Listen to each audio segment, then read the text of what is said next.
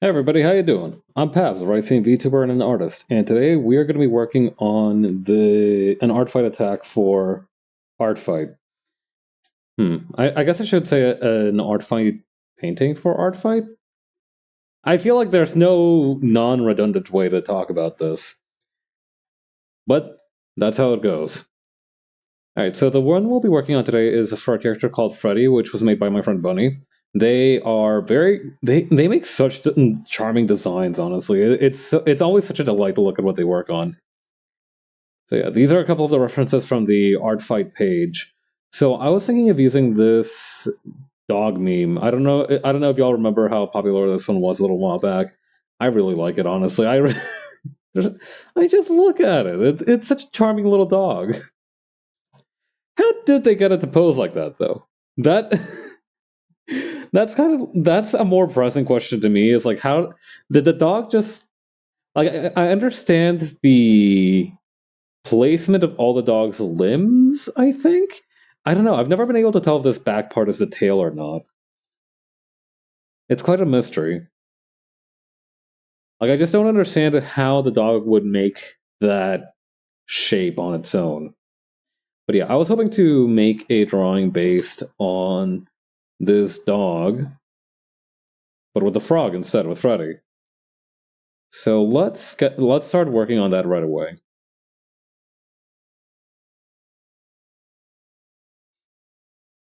So obviously, most important is the peace sign here. At least that's what's most important to me personally. I don't know, having the upside down piece, is that the hang on. Eh, wait, that's a dog's left paw, so wouldn't it be more like, hang on. The thumb would face out this way, wouldn't it? If it's the left hand. And if it's faced like that. I think yeah, that makes sense actually. Hang on. Did they huh.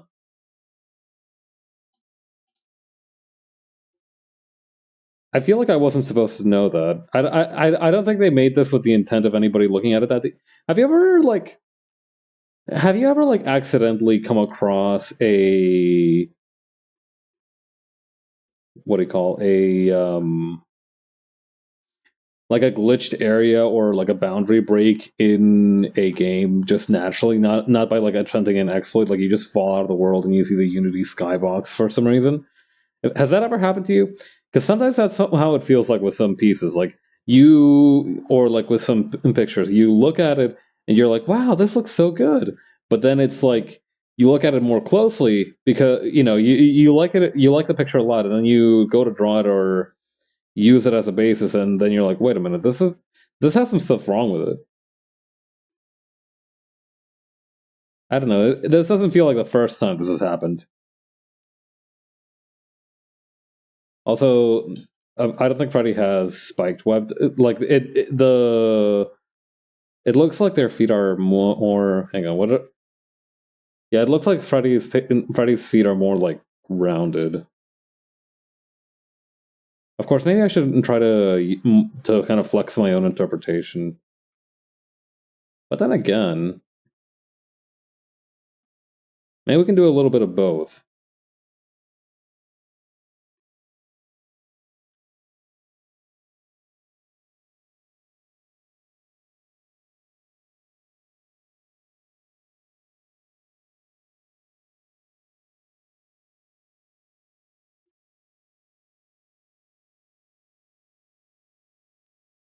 Yeah, I get the feeling I'm gonna have to work on the proportions and everything of this a little bit more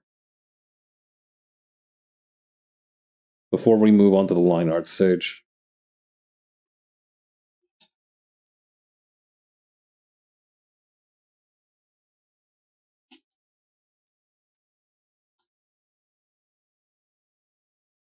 Okay, so they have a little watermelon on their hip. That's cute. I don't think it'll be visible from this angle though.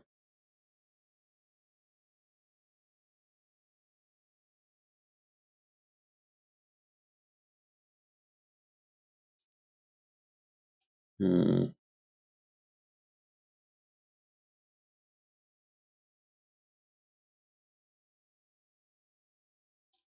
Okay, so usually overalls go like this, right?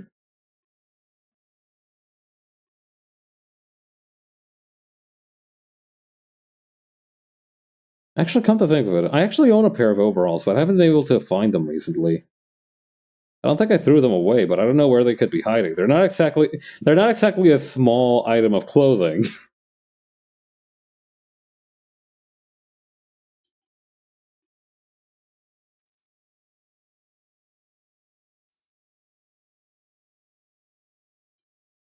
Hmm. I don't know. Maybe they did hide themselves away. Maybe they knew that I would try and wear them during the summertime, and they were like, "No, we should show pity upon this fool."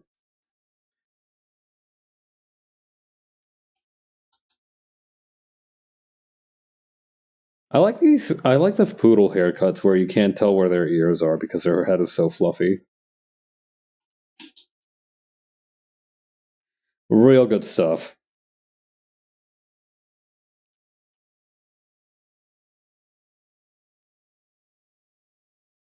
We need to make the straps on the what do you call the overalls a little bit longer.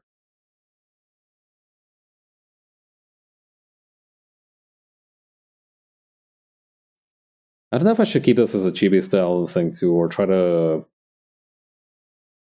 elongate the limbs to more closely follow the proportions.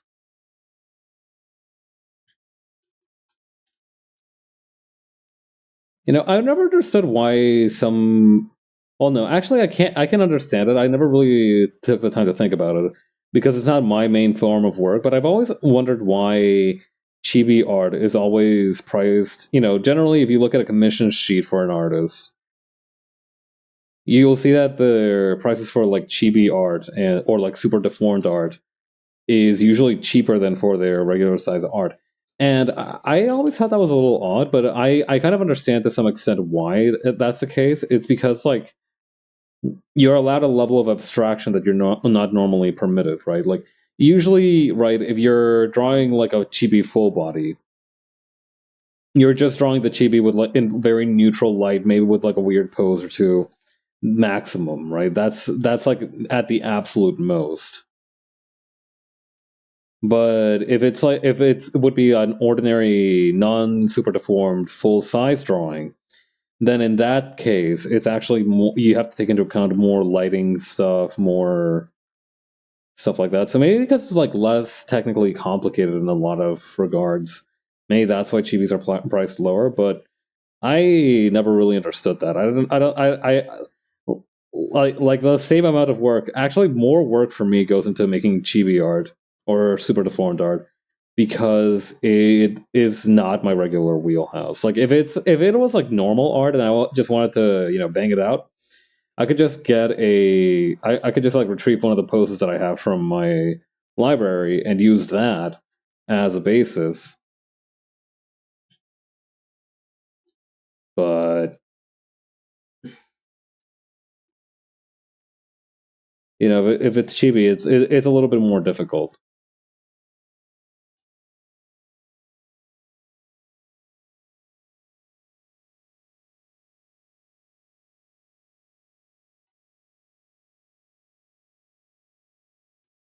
Wait, actually, do they have thumbs? Hmm. For the sake of the meme, I will act like they do.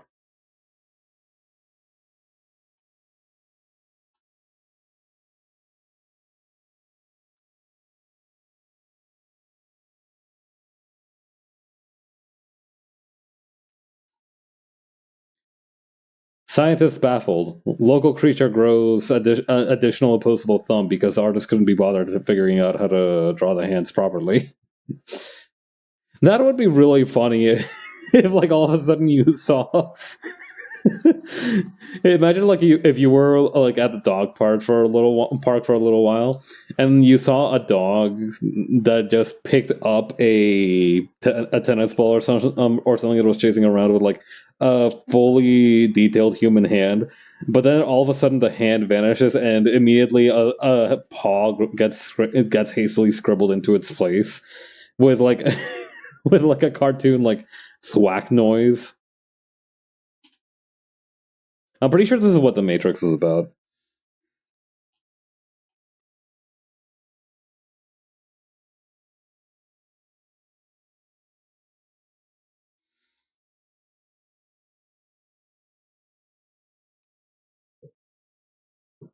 Okay, gonna have this other leaf over here.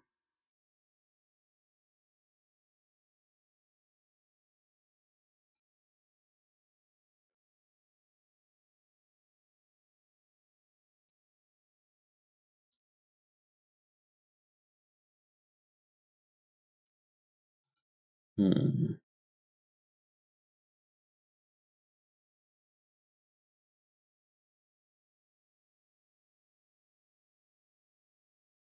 Kind of want to do something dynamic with the brush.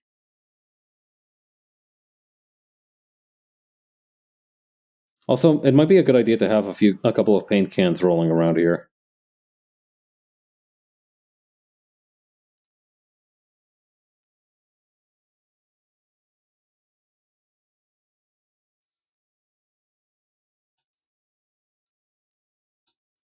It always kind of bugged me a little bit that paint cans were allowed to be perfectly cylindricals, but a working mop, like a normal mop bucket, isn't.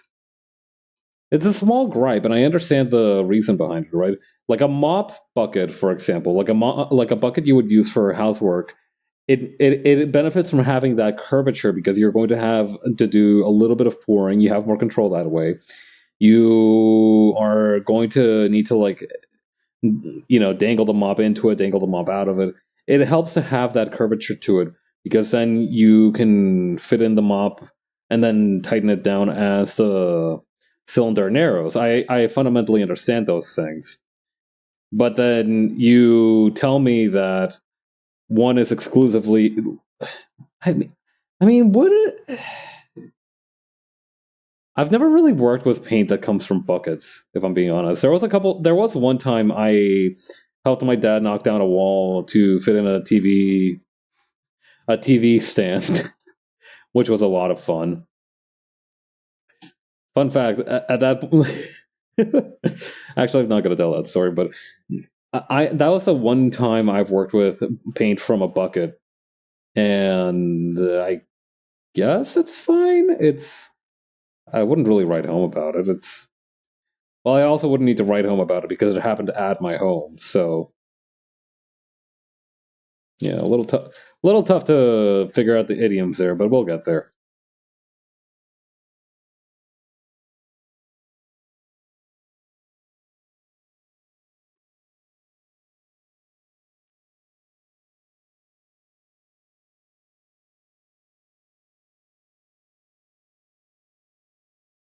It would be kind of sick if I made the brush in almost like a sort of. Do you guys remember like the Street Fighter? I don't remember if it was Street Fighter 4 or Street Fighter 5. I think it might have been. No, that's Street Fighter 6. And no, okay, it's probably Street Fighter 4 then. Yeah, in Street Fighter 4, they had almost kind of like a. Oh, hey, buddy! Welcome, welcome. Yeah, I'm drawing Freddi today. Their design is super cute, so I really wanted to draw them. I was remembering this kind of design style that they had for some of the Street Fighter characters back in Street Fighter 4, and I was wondering if it would be possible to replicate that power for the paintbrush here. But yeah, I'm drawing them like that little Gyara peace sign dog.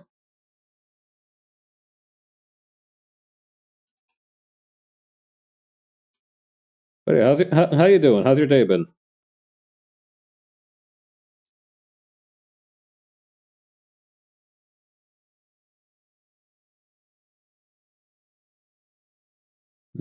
Maybe we could actually put this one a little bit further out in front.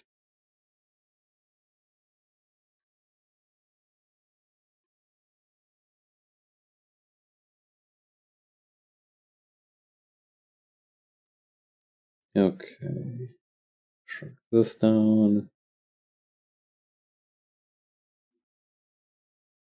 Yo, all the power. That's right. The world's strongest frog, without question, without equal.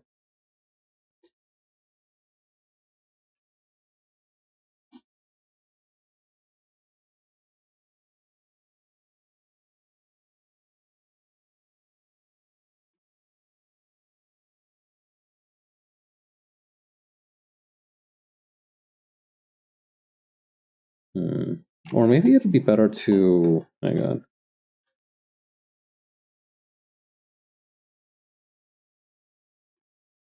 Now I kind of want to give Freddi a sort of Dragon Ball Z style paint power up.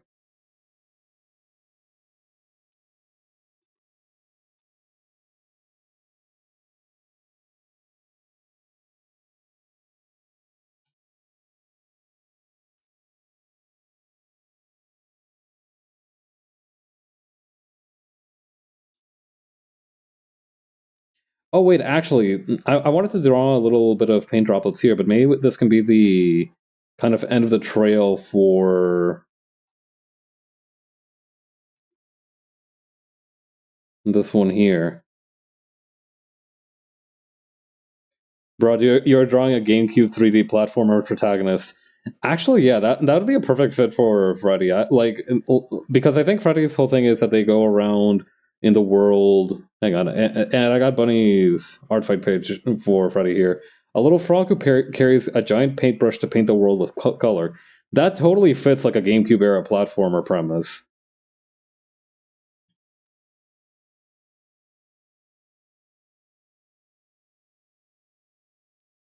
Yeah, super cute. It is. It is a great work.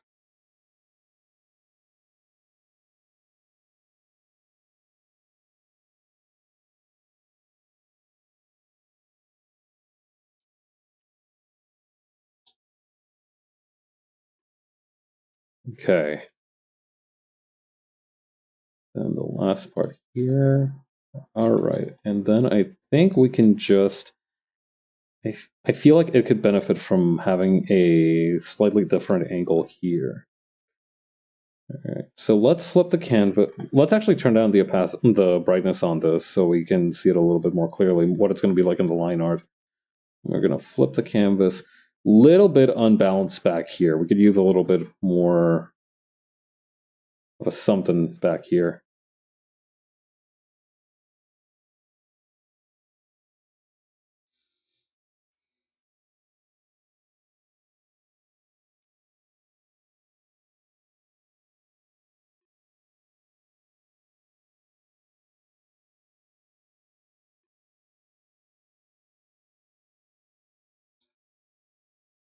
But other than that, okay, maybe we move the eye a little bit further. I guess it would be to the left from this angle. Yeah, that feels about right. Also, hi, Ryan. Also, gonna give the fingers maybe not so much webbing, but definitely a little bit of pads. I guess would be the word. I've never really understood the terminology for amphibian or reptilian. I think for reptilians it is like pads. Honestly, the one that I can't get out of my head is the word for like the ends of spider legs, which is pedipalps. I think. Like it's so satisfyingly spelled. It sounds like it sounds like a heart condition. Oh no, pedipalps are the secondary pair of forward appendages among chelicerates, a group of arthropods including spiders, scorpions, horseshoe crabs, and sea spiders. Huh. So it's just like the very small two front legs that spiders have, like right in front of their mouths. Neat.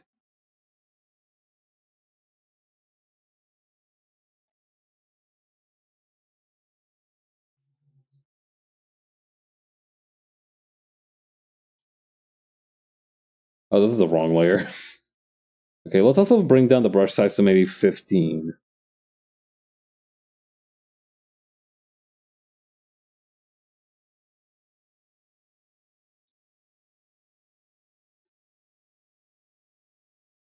Okay, shake that out.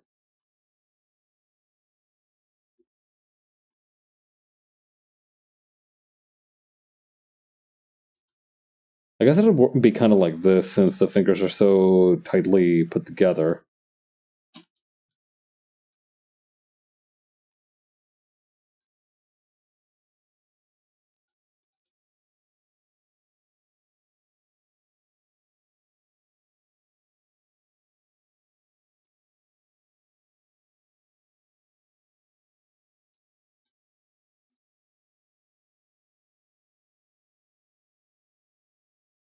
Okay, then over here. Perfect, there we go.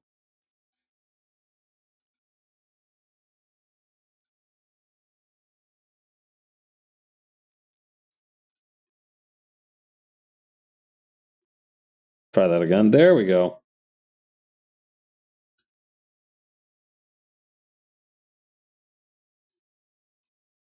Should I add a little bit more webbing?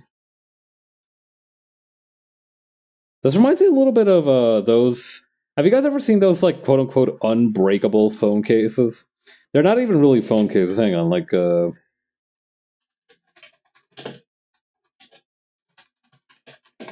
me show you what they look like if you've never seen one before. They okay, yeah, they look a little. Oh yeah, here we go. This was a little bit more vulgarly named, but yeah, this is the basic concept. It was like a sort of netting that would you would put one of the four rubber or a pen one of the four balls at the end at each corner of the screen because allegedly, and this has not been true in my experience, but maybe I've just been lucky. Supposedly, like when your device falls on its corner, that's when it's most likely to get totaled. So what this does is that it's supposed to protect your device from getting totaled by protecting it at its most vulnerable corners.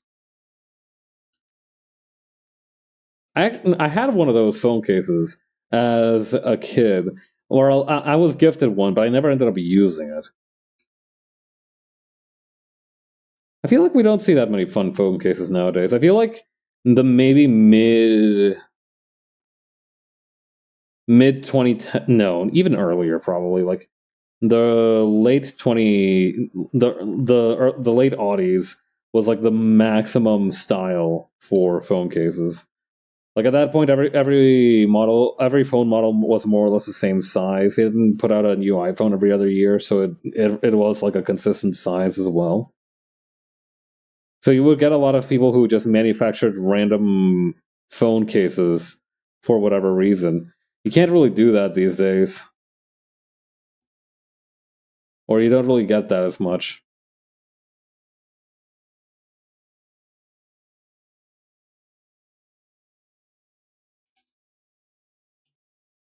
I miss it, to be honest. I've been using the same boring ass looking dark. It's got like a carbon fiber print to it. I don't know if it's actual carbon fiber, but it seems pretty tough. I've been using that since I was like, I want to say 17. I think definitely before I left for university, I already had it.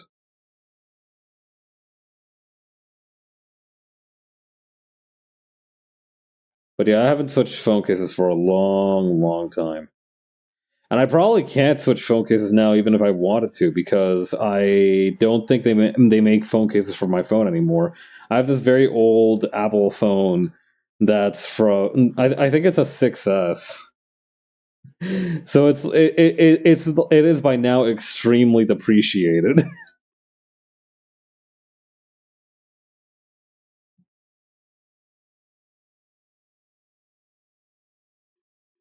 What I might do actually is shrink down these ones here, and maybe shrink these too while I'm at it.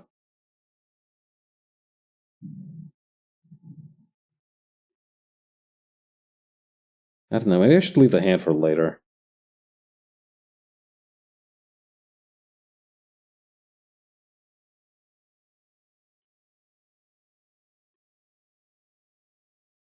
But yeah, even if I wanted to get another phone case, which I kind of do, but I don't really think they manufacture my phone's phone cases anymore.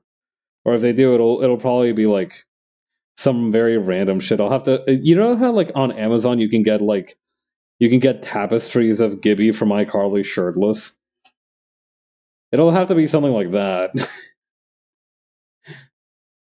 Boy, let me tell you, those really threw me for a loop when I was trying to buy a tapestry off of Amazon. When I first got my apartment, I was really interested in decorating it in some way. So I got myself some very basic furniture. I got myself like a tapestry.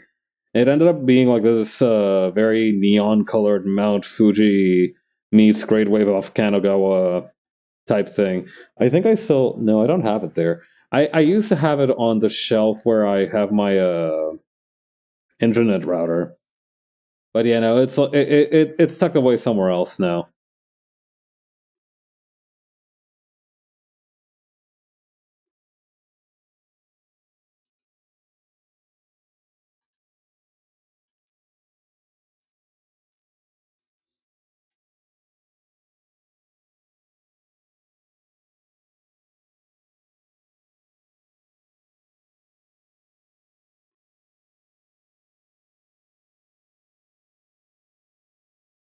Okay, there we go.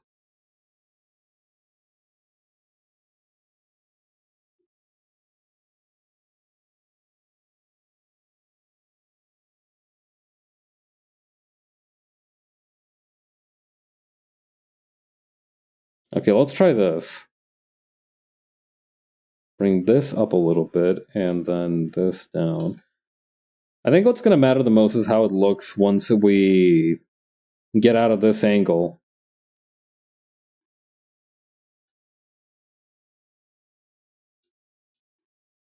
Yeah, there we go. So we were close enough, honestly.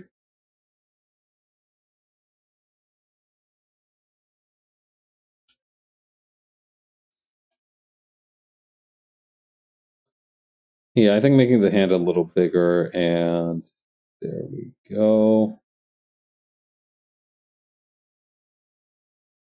Let's redraw the vector width in a couple of places. I feel like we could do better.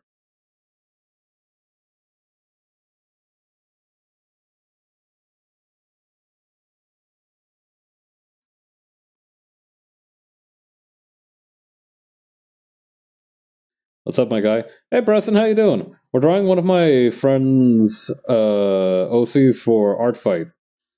This little guy's called Freddi.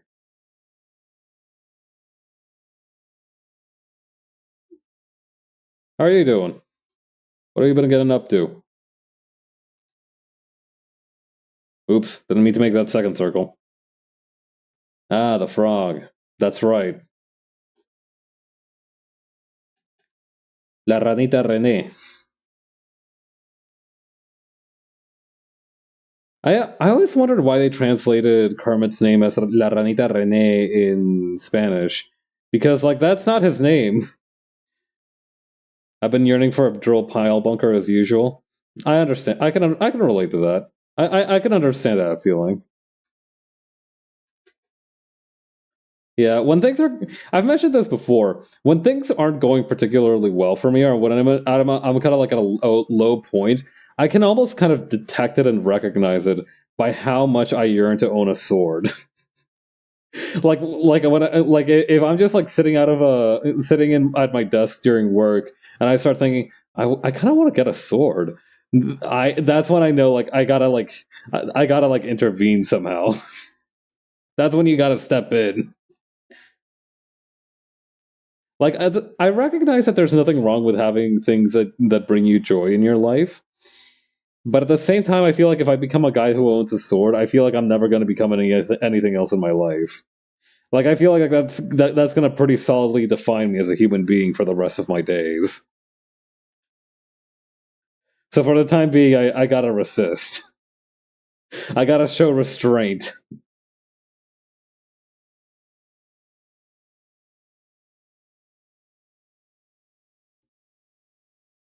Although if Cold Steel ever ends up producing a Chinese saber, I might cave. I'm not gonna lie. If they make like a nice Chinese saber, I might cave.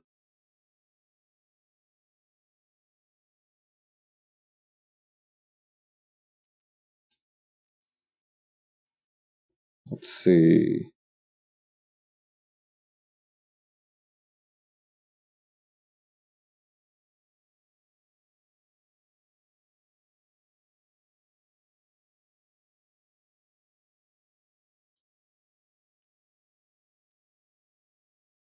Hang on, let me bring back one of the references. Oh, hmm. I kind of like how it looks flipped over as well. Is the problem. But no, we got to remain true to the original vision. It'll be worth it. Okay, yeah, no, they do have little cuffs on the sleeves. Good to know.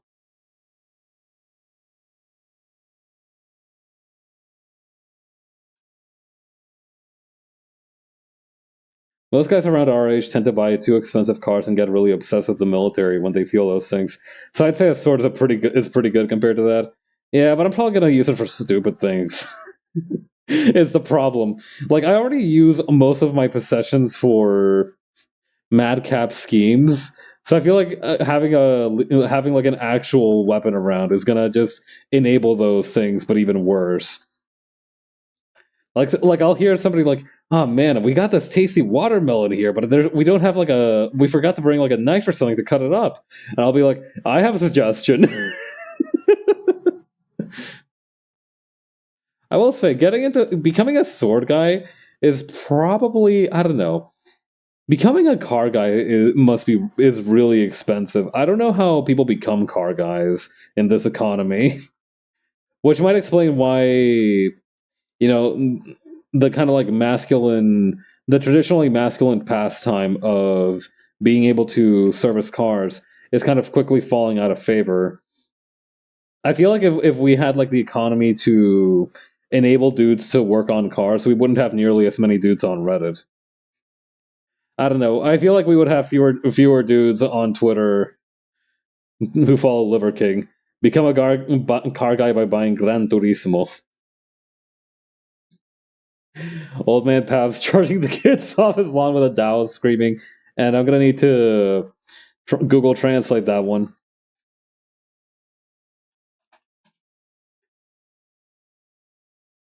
Okay, let me give my best shot at pronouncing this, and then we can really quickly see how it would actually pronounce.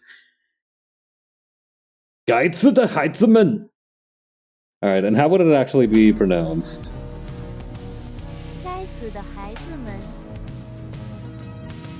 Oh, wait.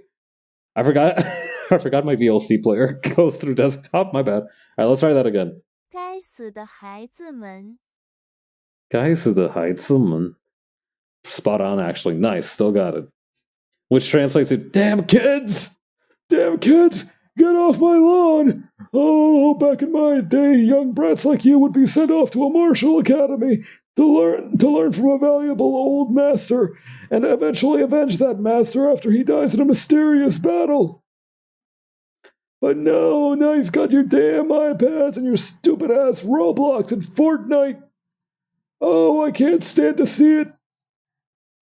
I bet not a single one of you brats knows how to use a John." It'll be kind of like that. Oh man, I do not look forward to being like 60 years old and yelling at kids on my lawn. I don't know. I feel like I wouldn't be particularly good at that. I feel like I feel like I would get too tempted to like be funny about it, and the kids would just come back the next day to see what reactions they could get out of me. The kids nowadays don't even remember Video Now. I don't. I've never heard of Video Now. Actually, maybe that was before my time. It's weird. I'm getting older, which it's super weird, right? I for a long time I was used to being the youngest person in a room, but now it's like there are people who are like way younger than me running around as well.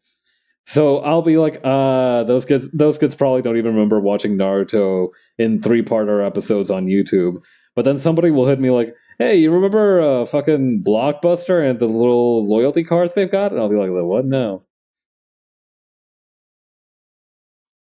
So I'm not completely immune. My boomer power levels aren't quite that strong, I feel.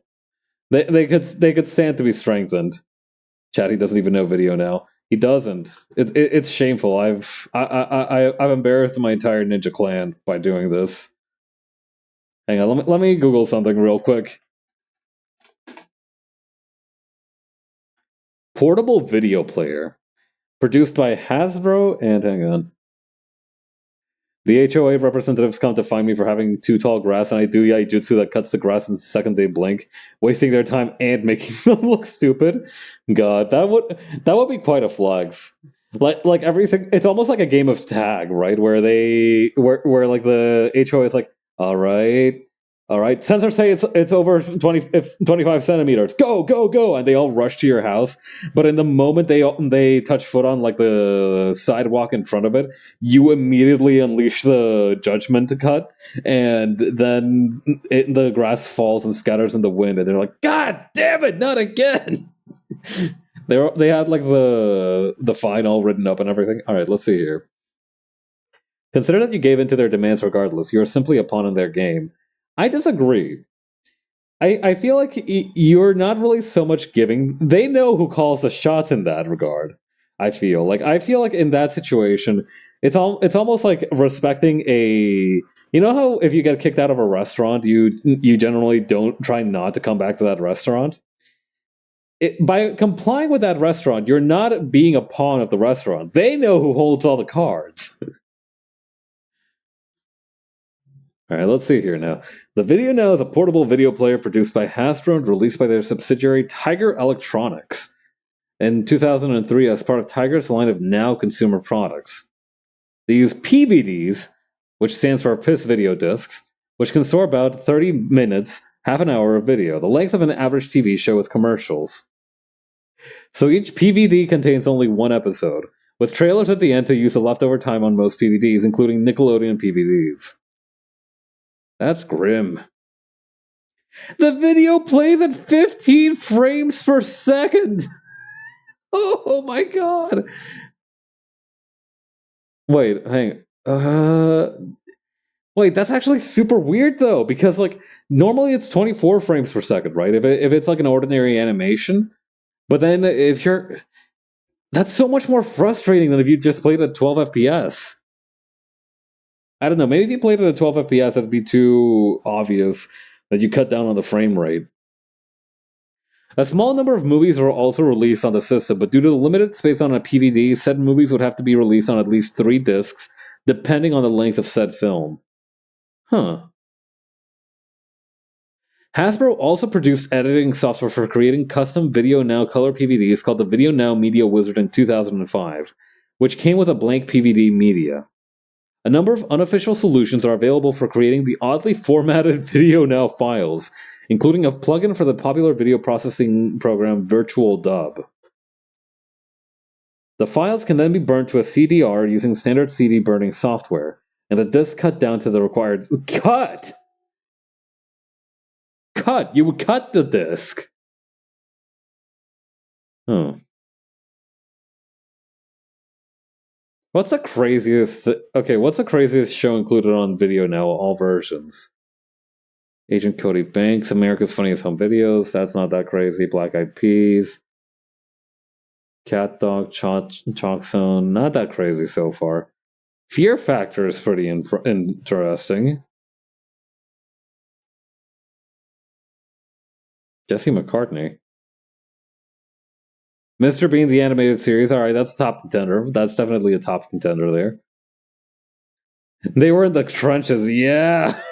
Look at all this. There's actually quite a lot, isn't there? Oh, yeah, Zoe 101. I remember that one. Clifford's Puppy Days, Lazy Town. Oh, hey. Sagwa the Chinese Siamese cat. Oh man, I remember seeing episodes of this randomly airing on television, and boy, I cannot imagine that was too racially sensitive.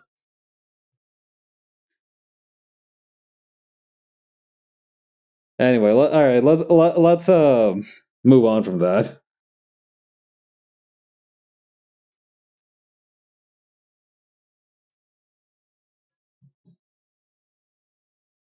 Or I don't know. Maybe some people did end up identifying with it. I don't know. Maybe it wasn't all that bad. I'm not familiar with Sagwa's game.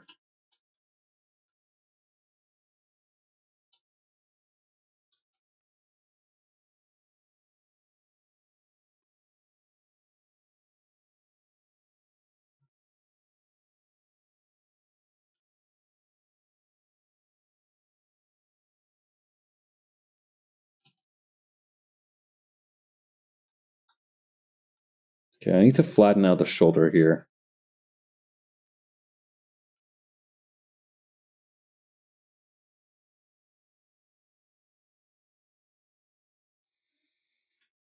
Okay, if I move this to the side like this, there we go.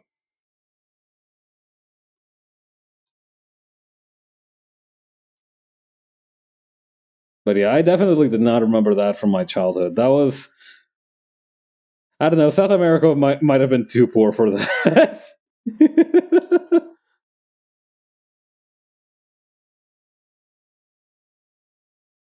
I remember I remember having some video cassettes growing up. Although I think my brother got a lot more mileage out of those since he was born before I was.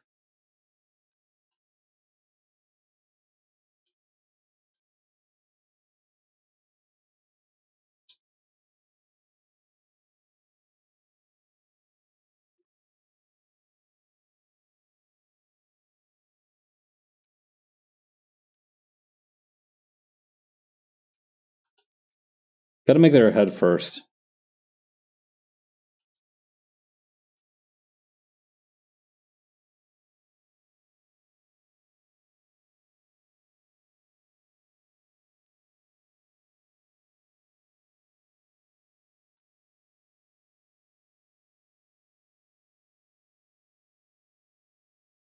Okay. Just cleanly lop off that little additional bit of lip.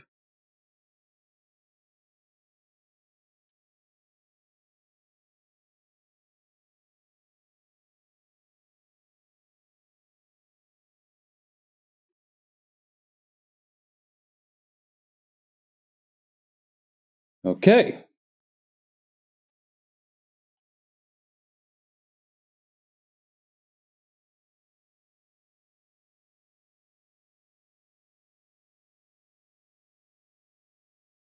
I feel like not giving them a bottom eyelid is probably the best choice here.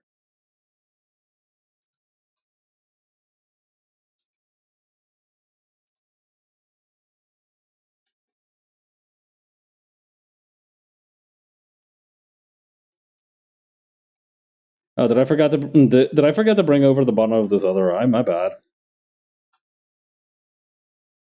Oh yeah. Actually, speaking of car guys, I going back to the topic of car guys real quick. There's been something that I wanted to show you all that I remember seeing a while back. Hang on, let me see if I can find a picture of it again because it's quite the spectacle. Are y'all familiar with the car manufacturer Bugatti? Bugatti Automobiles. It turns out that recently they've been trying to create a promotional watch timepiece as like a, I don't remember if it was like an anniversary thing, but yeah, here we go. Bugatti has a watch now. So let me let me take you through what all this is. It's, I think it's like 250 units of it are being made. It has like grills. It has a replica of the V16 engine, which is what's in the middle here.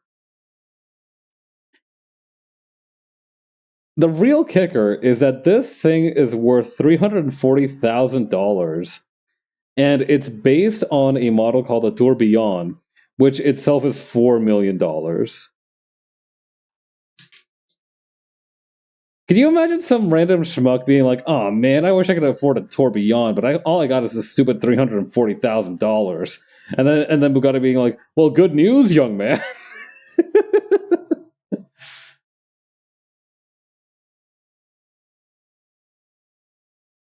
I don't know. I feel like if you're making watches of your cars, you might as well go full like Hot Wheels or something and make them for children. I don't know. I don't know if that would be seen as like a dilution of the brand or something. But I feel like it would be funny if a child could be like, "Oh man, I just got I got a Bugatti G Shock. Now check me out." Like they're just flexing on all their little toddler friends.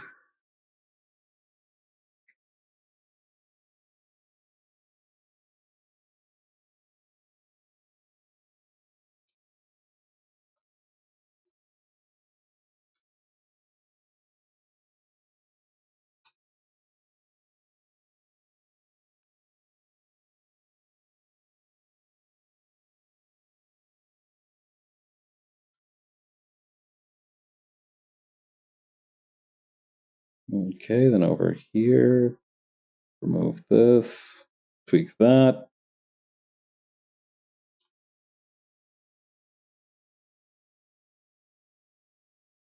I feel like I need to rotate these pedals a little bit.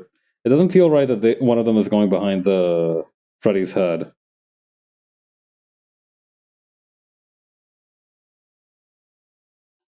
It needs to be more horizontal like this. Even if that messes with the flow a little bit.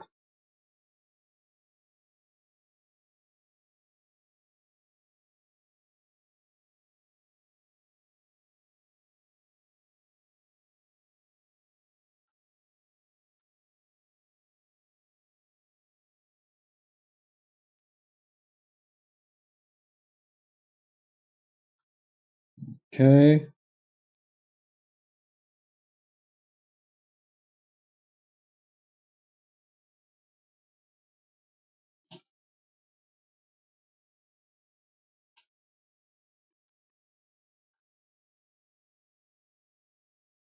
Okay, then put this apart.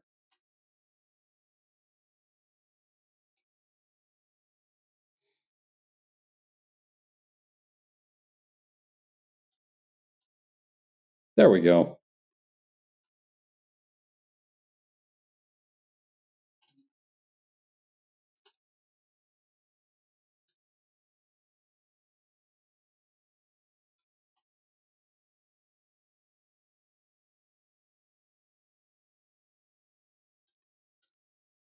Okay, ahora entiendo.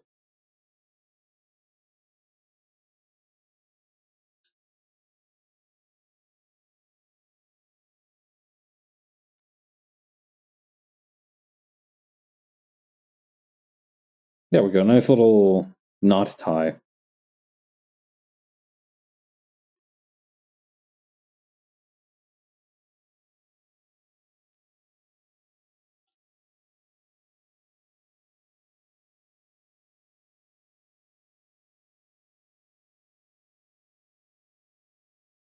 Okay, there we go.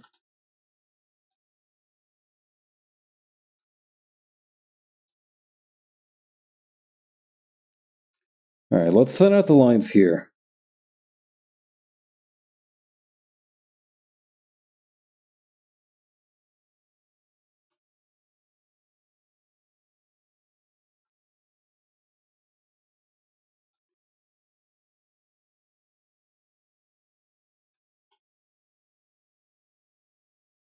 Okay, then over here.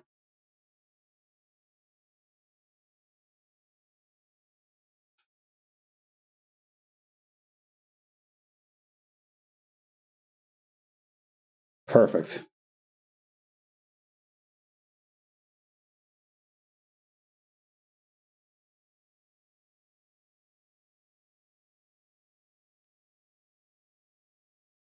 How many pedals is... Oh, okay. I was a little bit thrown off by the... okay, I was a little bit off on the design of the pants here. So I think the best thing to do would probably be to expand this part here.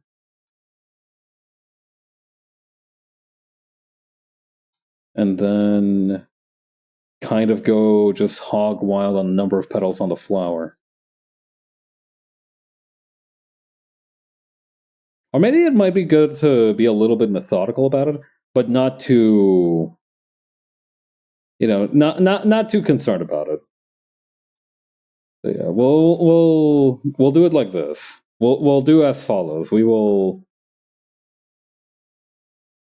I mean. All right. Here. Okay. Quick addendum.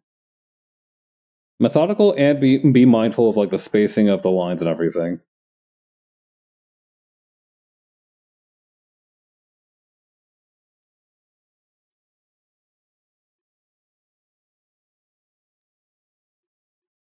Is the pose based on that one poodle? Yeah, the little Gyata dog.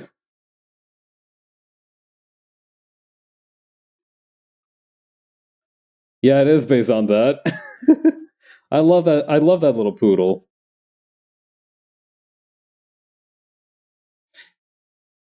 Actually, it wouldn't be the first time I've been making a drawing based off of that poodle either, because I did one for the Gyata and Saul picture.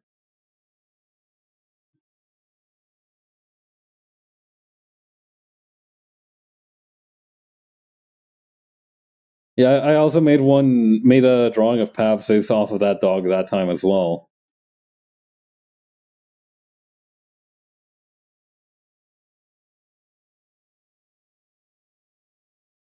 Honestly, and don't tell V about this one. I've actually been thinking about trying to before I made like a Goku V, right? Like that V based off that PS3 Goku drawing. I kind of wanted to make a drawing for based off of that one dog who looks like it's got like death in its eyes. The one that has like blue eyes but like very dark hair around the eyes, so it looks like it's like some kind of demon.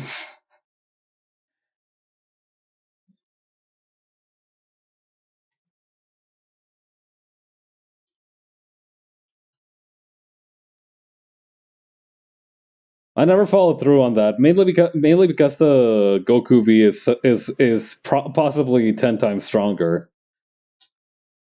up to 40 times if she activates the Kaioken. So buy her prong contacts, please.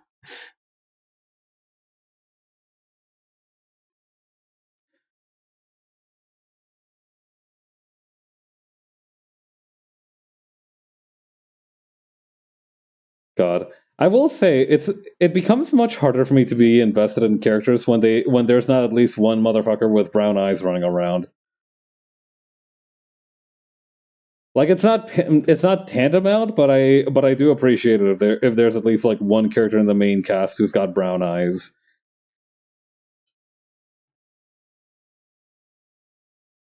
Yeah, we need more normal people running around, or at least people who look like normal people.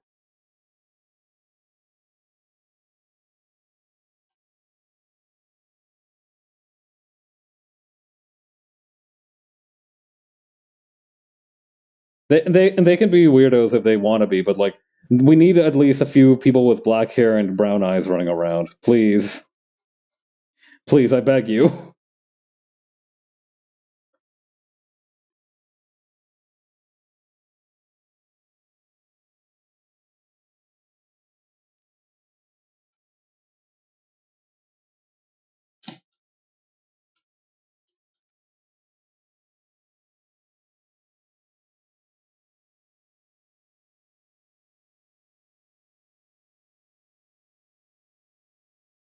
Okay, then over here.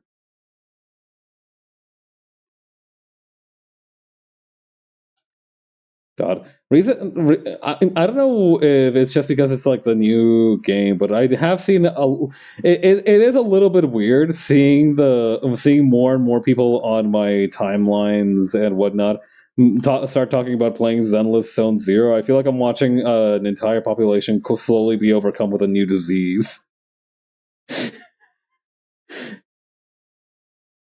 It's almost like the opposite of fear of missing out. It's like I'm in a zombie apocalypse movie. It seems like everybody's been having fun though, which is good. I am literally playing Zenless Zone Zero as we speak. Nah, come on. Sorry, I guess. Present company not included. My apologies. To clarify.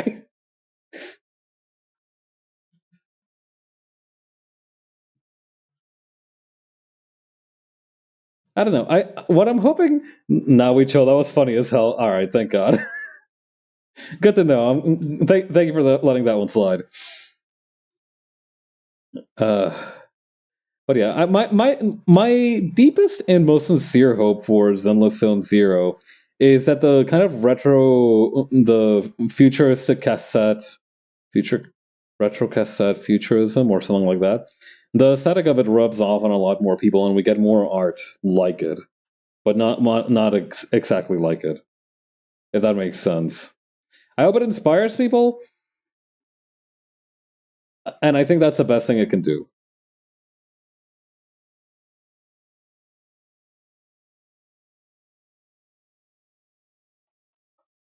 Alan Joe, Anton Ivanov, and Ben Bigger have my soul in a buy script. I'm gonna keep it 100 with you, dude. I don't care how fat the shark girl's tail is. I'm not downloading a gotcha game.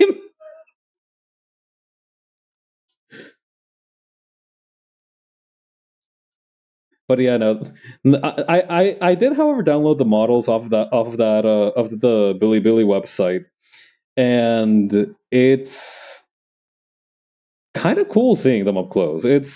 I don't know, especially some of the furry models. It's kind of interesting the details they've put on them. Shark Girl, delinquent with a heart of gold in a pile bunker, and a fucking bear swinging around a pillar.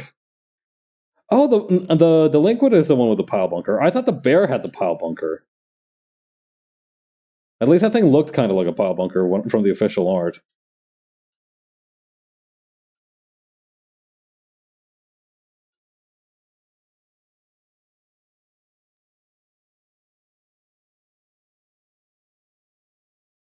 Okay, so it's gonna go like this. All right, how do I? Oh, right, there's a curve ruler, isn't there? Hang on.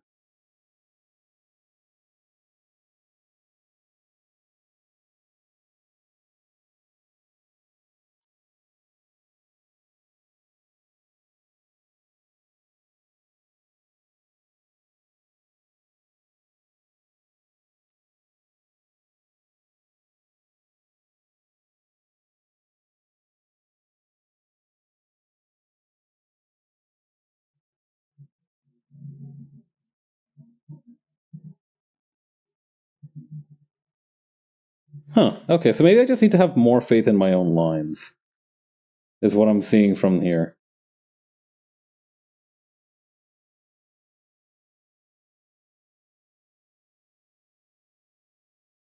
No, that one's still a little bit sharp.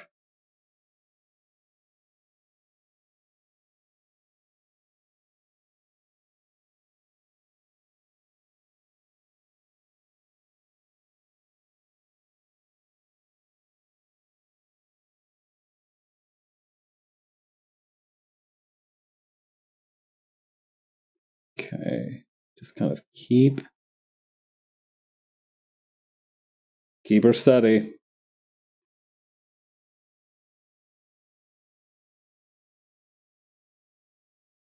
There we go. Something about the line's a little. Hang on. We can make it better.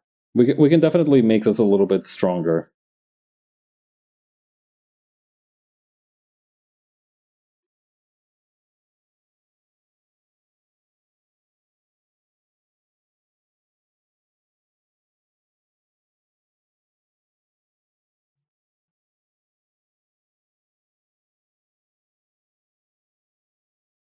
How is it doing that? Hang on. Okay.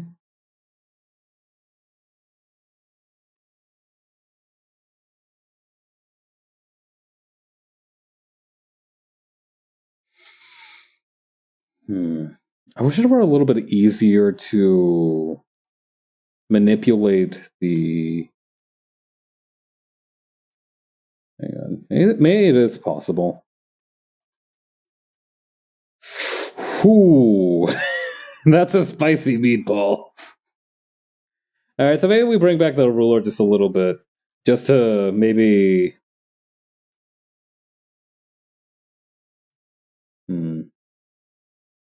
Let's try this.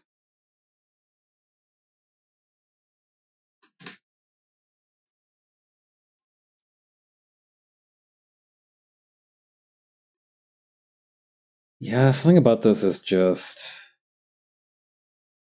not quite.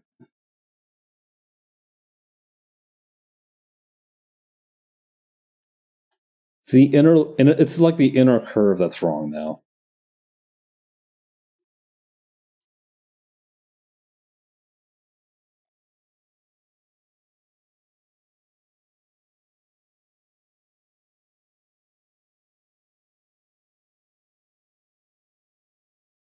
All right, we might as well get rid of the line, I guess.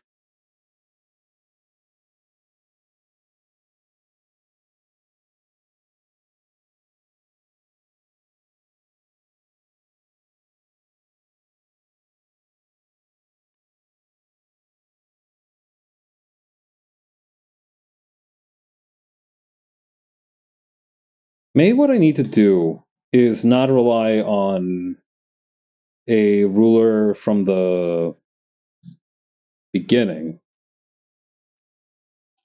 Maybe what I need to do is just kind of be at a mid-range distance here. May turn up the stabilization.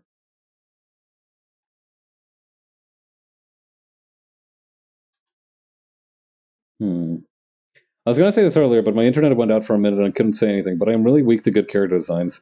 If it pushes a button in me, I will at least give it a shot. That makes sense, honestly.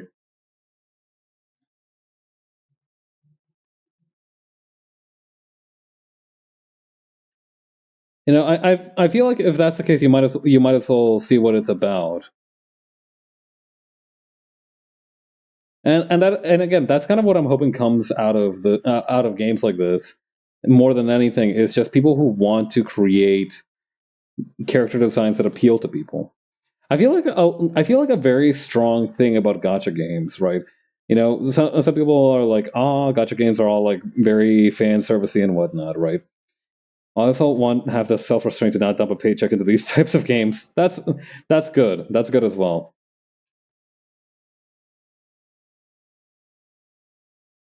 But yeah, I feel like the interesting dichotomy in gacha games is that for a lot of them, they do have like very much like lowest denominator appeal. But in some cases, they also have in a lot of cases actually, in the majority of cases, they do try to have some kind of genuinely engaging character design because they need that to sell units. Like nobody's gonna come to your anime girl PNG warehouse to buy anime girl PNGs with casino tickets unless they actually want to buy those PNGs. Well, unless you introduce a metagame, in which case people will do that anyways, even if they don't like the PNGs that much. But to begin with, you need something to draw people in.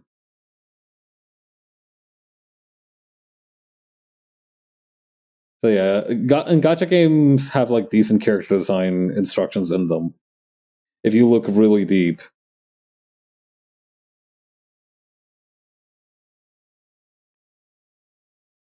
Then again, you don't really. There's also that dichotomy, right? Of like, does the character design need to be appealing? Well, no. There's a very clear line between like. I feel like there needs to be a divide between the idea of something that is appealing and something that has like mass market appeal. If that makes sense. There are things that have zero mass market appeal but are still appealing character designs.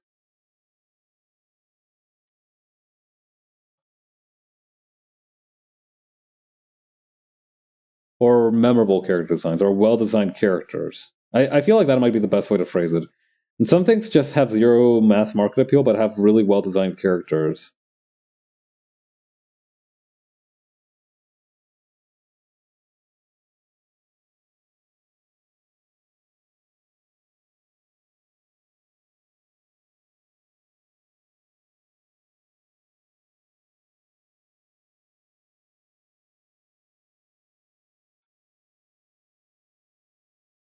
Oh, I've got stabilization turned up to 100. That's why it's doing all that.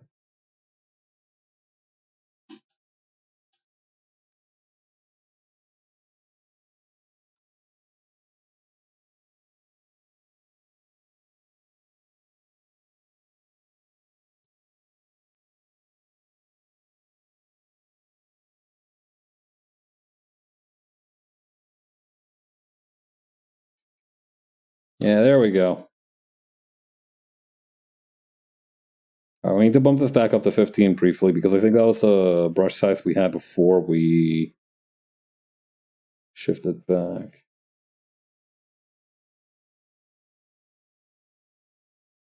Okay.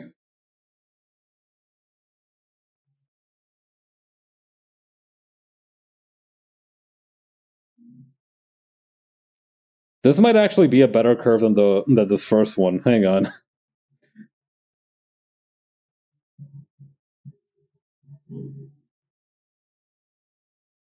Yeah, there we go.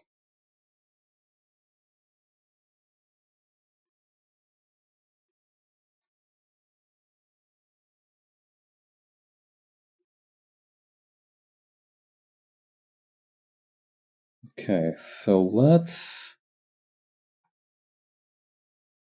do this like so. Nope, hang on.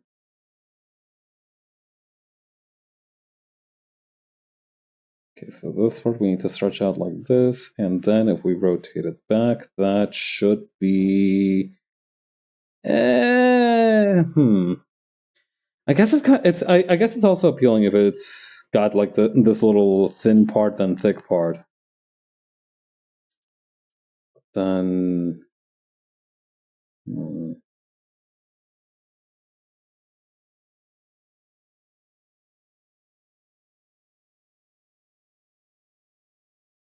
If we scale it down a little bit.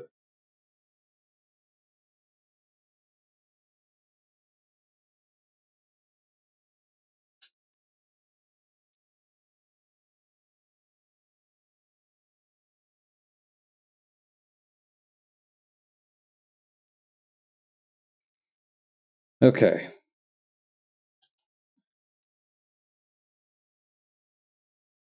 Then simplify vector line.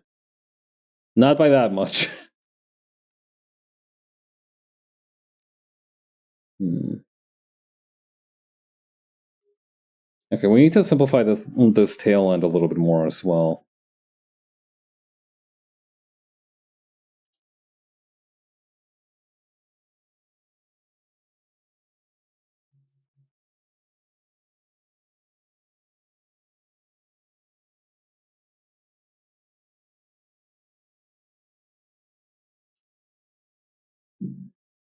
All right, lower the stabilization. It's fun how sometimes when you're talking about terminology in art programs, it sounds a little bit like you're piloting a spaceship sometimes. Lower stabilization, reduce harmonic fields, apply the gradient map, duplicate the vector.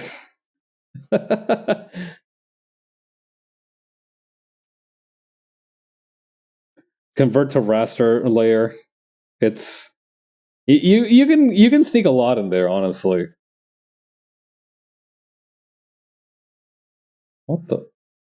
What's this connected to? Come on, connect already, damn you.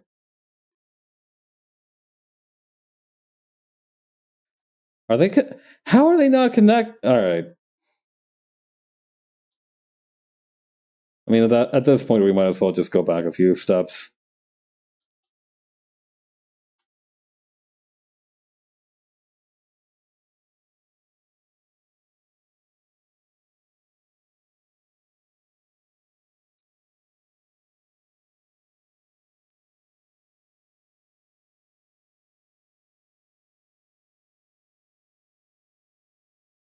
Okay, connect line vector lines. Okay, now it just looks mega fucked up. So what's happening here? What's the big idea, huh?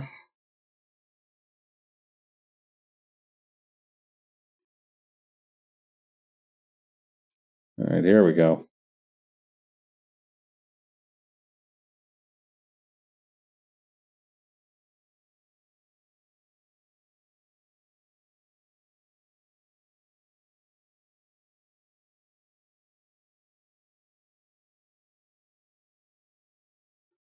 Okay.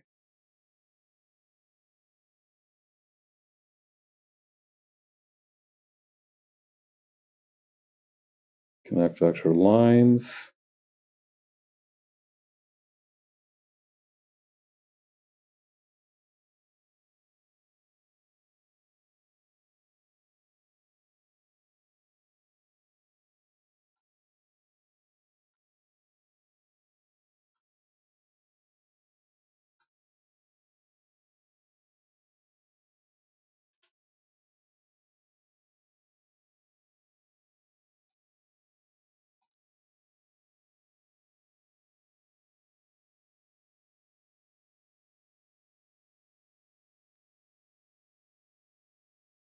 Okay, there we go.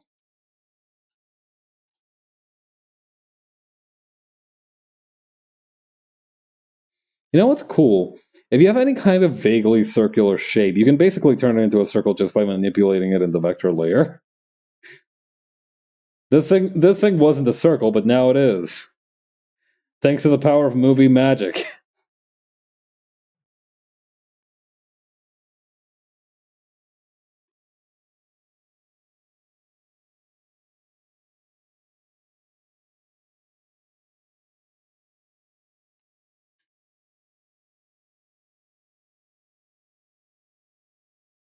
It feels a little bit like one of those cooking shows where they take out a, where they like throw it into the oven, but they already have one prepared, so they don't need to take a break in the filming in the middle of it and transition. It feels a little bit like that, doing this sort of thing.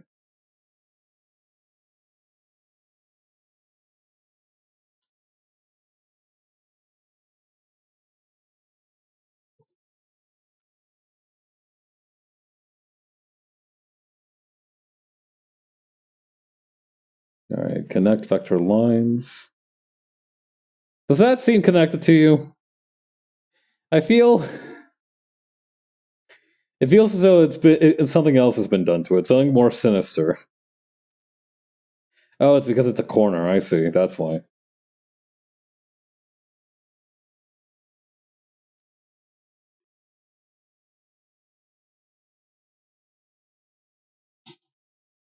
All right. Well, forget about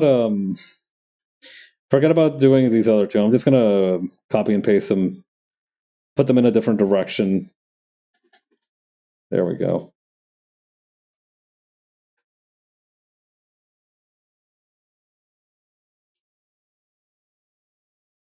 All right. So what I'm going to do here is I'm going to use the adjust line width to give some variety to the larger brush stroke, because right now it just looks like it's a single width at all times, and that's unfavorable. Hell yeah, we love shortcuts. That's right.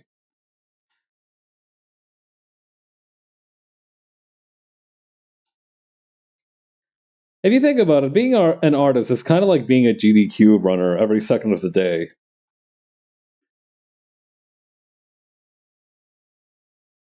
You're just always trying to find shortcuts to things that you can already do.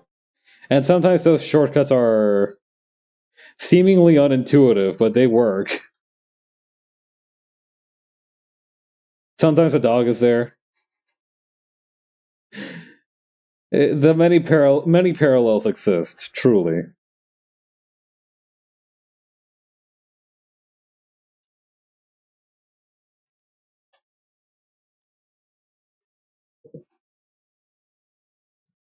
Okay. So let's see, we need paint bucket here.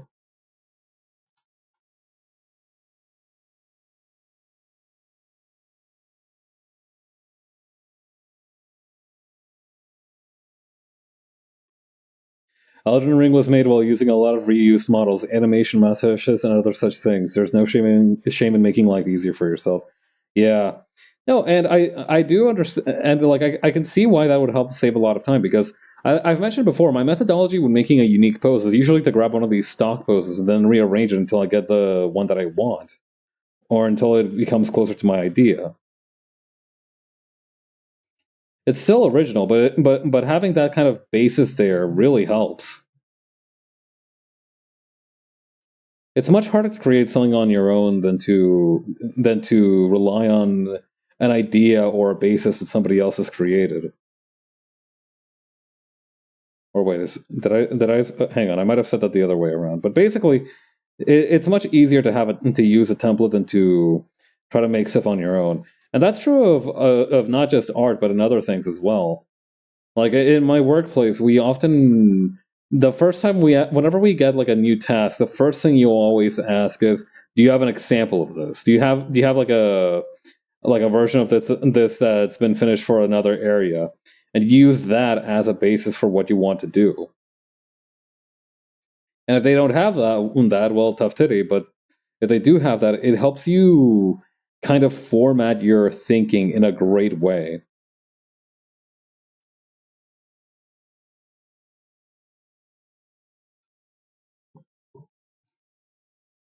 Another benefit to that is that it also creates like a sort of consistency without it being samey.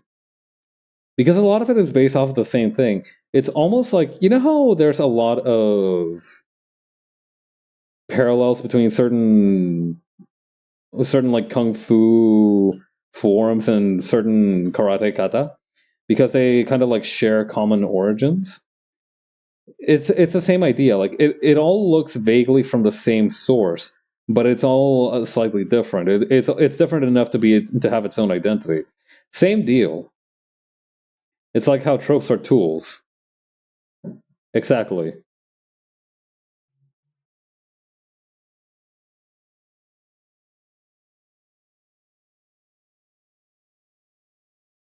Okay, then over here.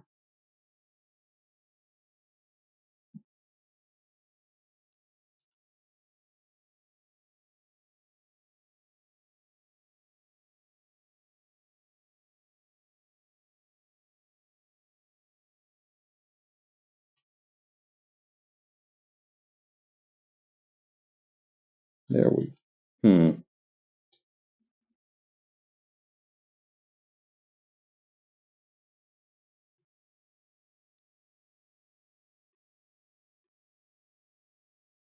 Nothing is truly original, but there are so many ideas and ways to use them that there's nothing stopping you from making something cool out of those ideas. Yeah, exactly.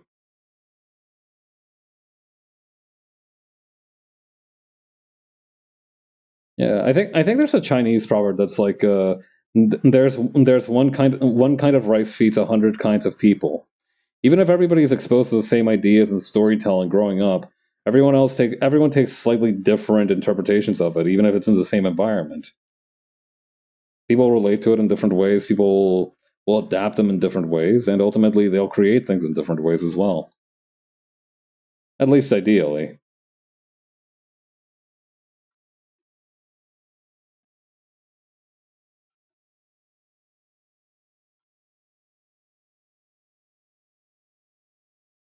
And I think that's like the goal, or at least a trademark of really good art, is that everybody has is able to feel something about it, but not necessarily take away the same thing about from it.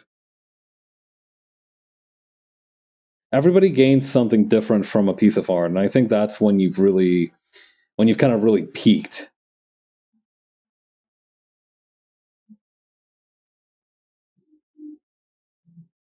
Of course, there's also other layers to it, right? Like the technical aspect of the art, the execution of those themes, the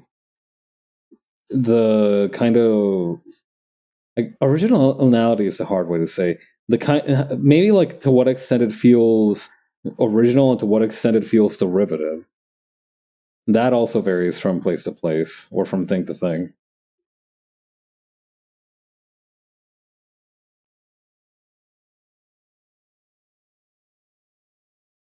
It's quite frustrating. There's no wrong way to create, but you can still end up with bad products. Or, things that don't work quite as you envisioned.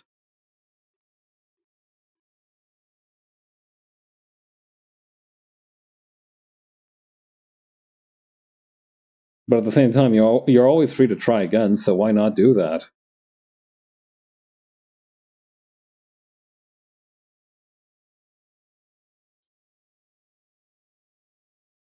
Just lock in. Just lock. Actually, yeah, never mind. Disregard all previous advice. Lock in. Just lock in.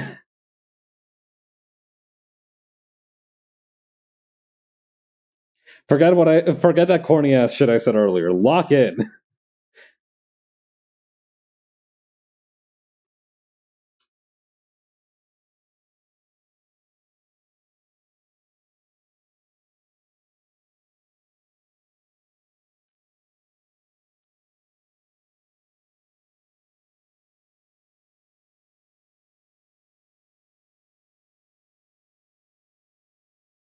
Okay, then over here.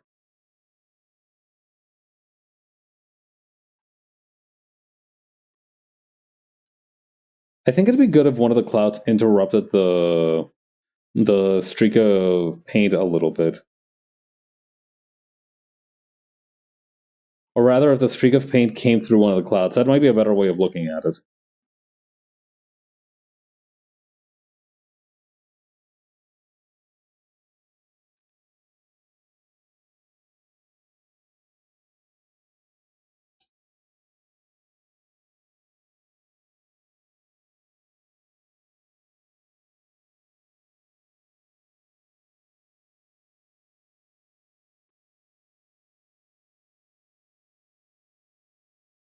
There we go.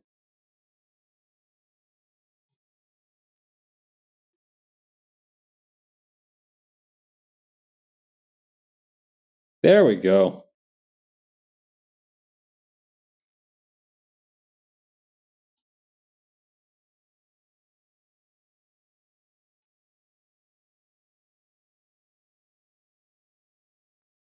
I need to delete this vector line, or this control point.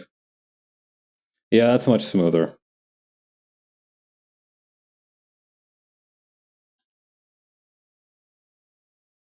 Now, let's take a look at that without the reference layer.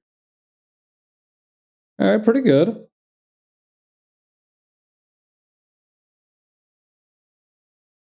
Well, maybe we should have a little bit more... Hang on.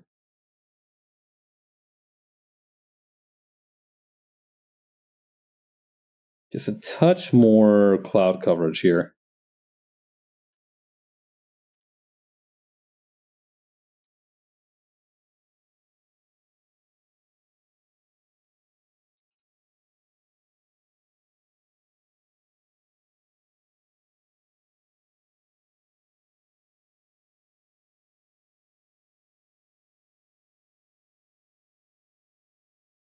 There we go.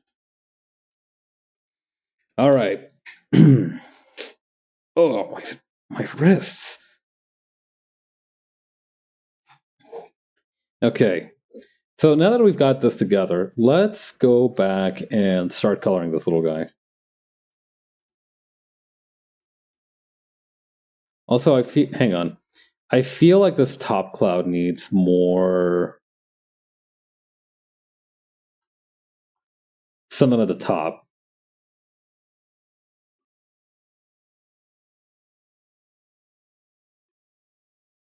Okay. Now then, shrinking this down to a more manageable size.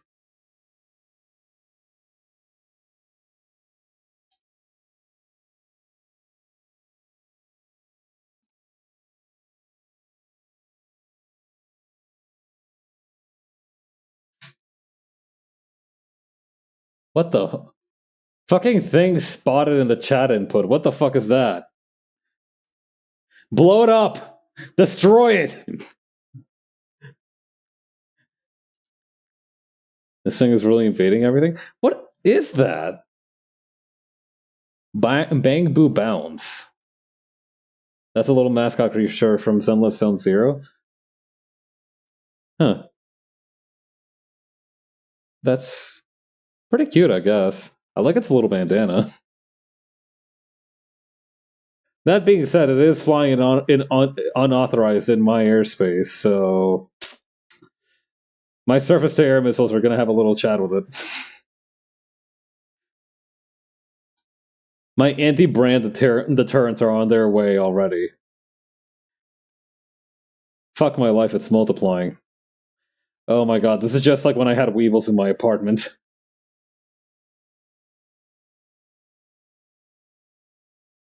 Where's my bug? Where I need a can of bug spray. Does anybody know where I can get some raid at this hour?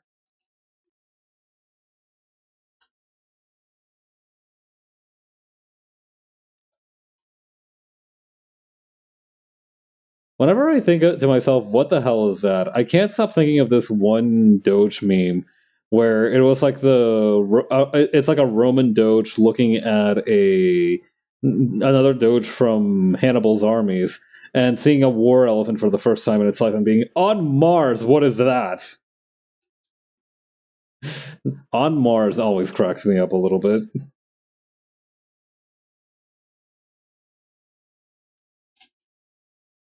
The mental image of spraying someone or something with a can of raid is never not funny to me. Thank you, Zombieland Saga, for this, by the way.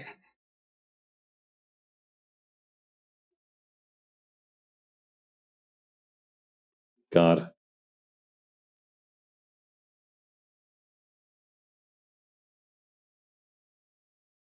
You know, actually, for the first time in a long time, I'm quite motivated to go watch an anime, and that's the VTuber Legends anime, which in its first episode featured the leading lady getting drunk off her ass after stream and saying some random shit.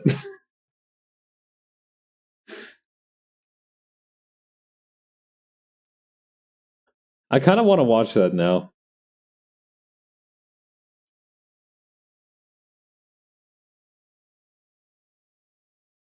Okay. Rosy little cheeks. Pink mouth. Little kawaii anime girl tries to talk to me, and I pull out a torch and cross like the enemies in Bloodborne, screaming, "Away! Away!" You gotta be on the defensive, yeah.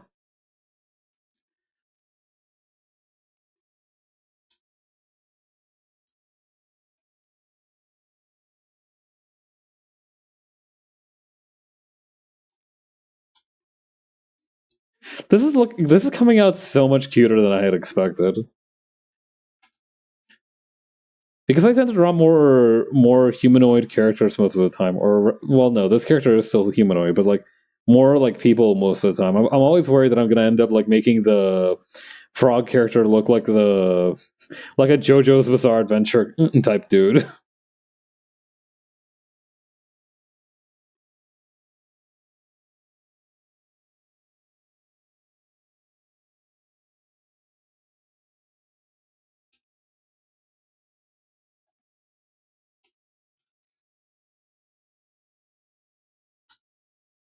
Oh yeah. On a completely unrelated topic.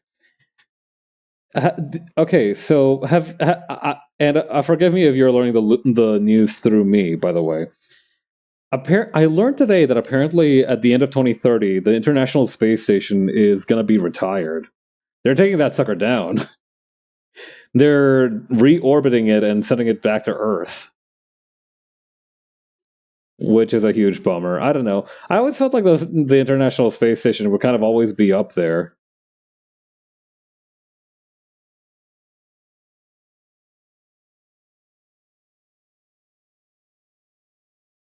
But I guess all things have to end at some point, and it makes sense too because like it's almost like a ship of Theseus type thing, right? Where that thing's been up since like the 80s. Past a certain point, you can't just keep repairing it and prolonging its life. At some point, you're gonna have to like upgrade it, and I understand that, but at the same time, it's a little bit heart wrenching.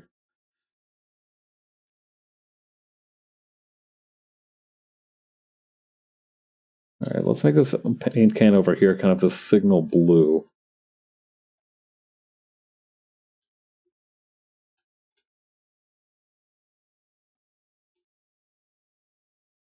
And then no, making the giant street. Maybe we can forego one of the primary colors. I don't know. Or maybe hang on. I gotta turn off my screen orange light settings.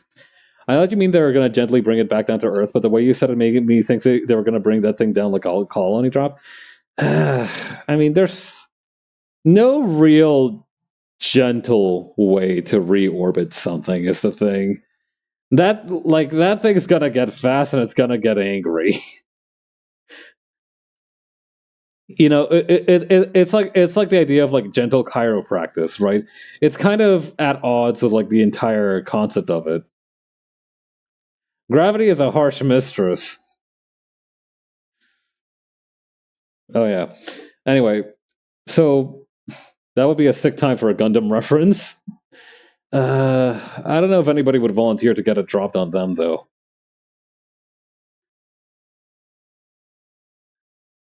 But yeah, anyway, apparently the original space station was launched by NASA, but apparently the successor to the space station, like the thing as well is that they're not just like bringing down the space station and being like, "Good luck, dumbasses." It's have fun, never exploring space again. They're bringing it down for to replace it with a more recent model, right?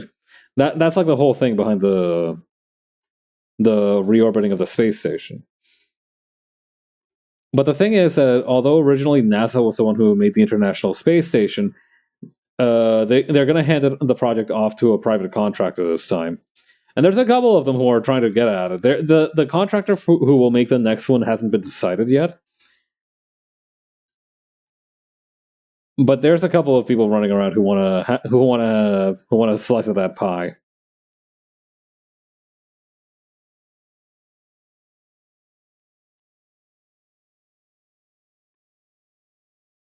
Okay.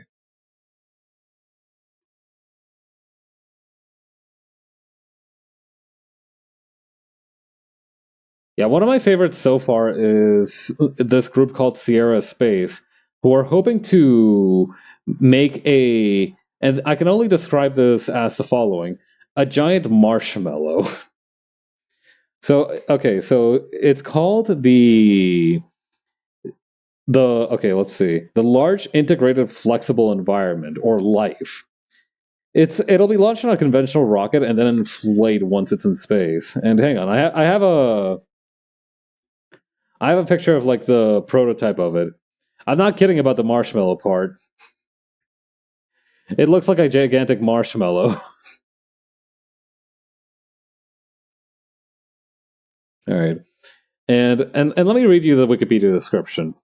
The Large Integrated Flexible Environment is an inflatable space habitat design currently being developed by Sierra Space. The proposed orbital reef commercial space station would include multiple life habitats, so they'll have multiple of these things in a ring or something like that. But yeah. And the weirdest thing is that this is the first time somebody's thought about building an inflatable space habitat. Like NASA also had the idea for one of those, but they decided not to go with it. I'm not sure why.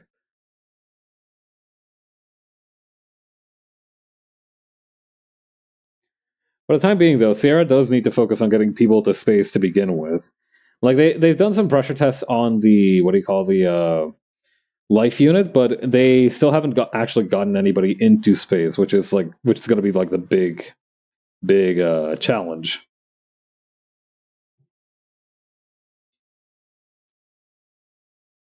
Yeah, they're planning. They're right now. I think they're trying to test a space plane called Dream Chaser to fraud organization. I mean, I'm not. I feel like I should disagree, but I can't find a reason why I should disagree.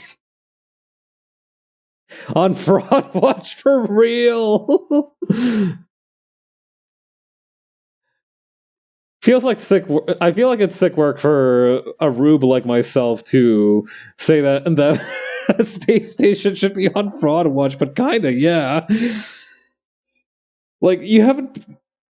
Like, I feel like getting people into space is usually a pretty important part of being a space organization. Like, I feel like it's weird that you skip that step. But hell, what do I know about space exploration? I'm just a bag of rice.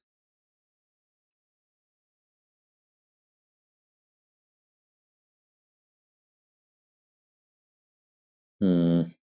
I might apply some different color gradients to this later.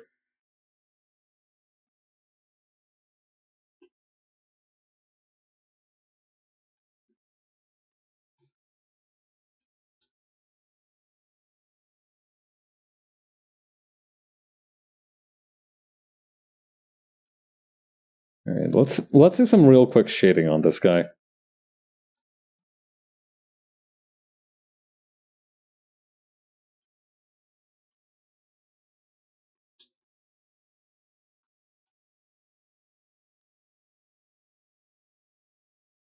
But yeah, best of luck to them. I look forward to the future where instead of having an intricate and complex looking piece of machinery, we get to watch space age heroes step into a marshmallow.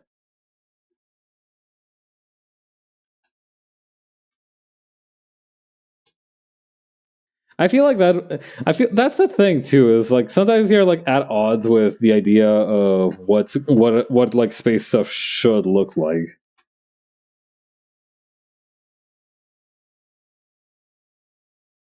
Right, because like I feel like a lot of people when they think about space they're expecting to see like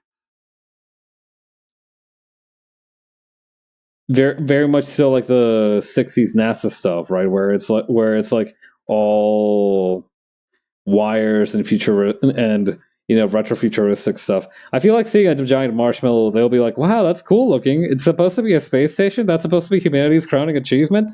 That's kind of rough. To be fair, I think they're probably making sure that people actually make it back alive, because an organization with no delivered promises and a mortality rate probably won't be an organization for long. True. Hmm. Oh, here we go. This is kind of closer to what's actually on there.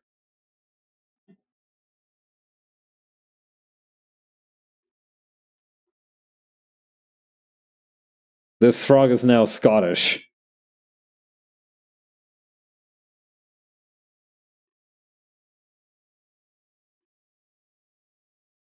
And ruler frame rasterize. Here we go. All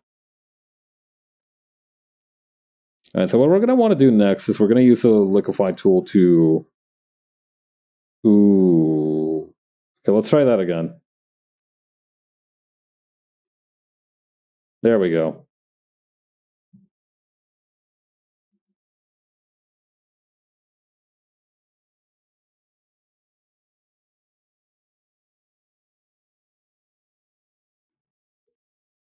Yeah, I agree that after whatever the fuck SpaceX is doing, having a space organization that actually wants to take things slowly and be like, all right, maybe we should like try to make sure our stuff works before we launch it into space.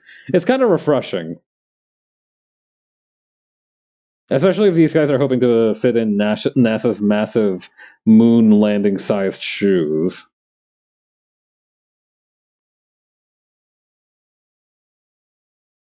I don't know. Some of these space companies need to be on fraud watch. So it's kind of hard to have faith in any of them.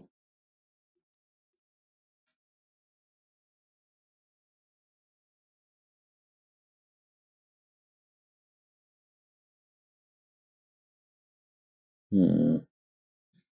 The idea of space travel has been such a pessimistic topic the last few years. Yeah.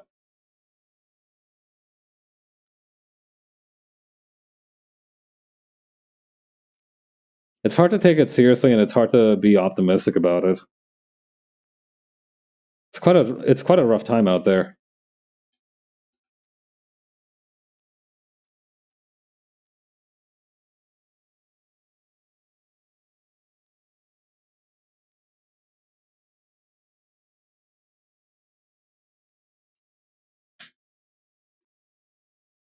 Okay. Let's see.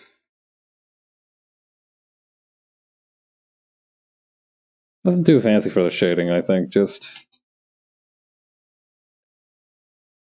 Making sure that everything's running smoothly.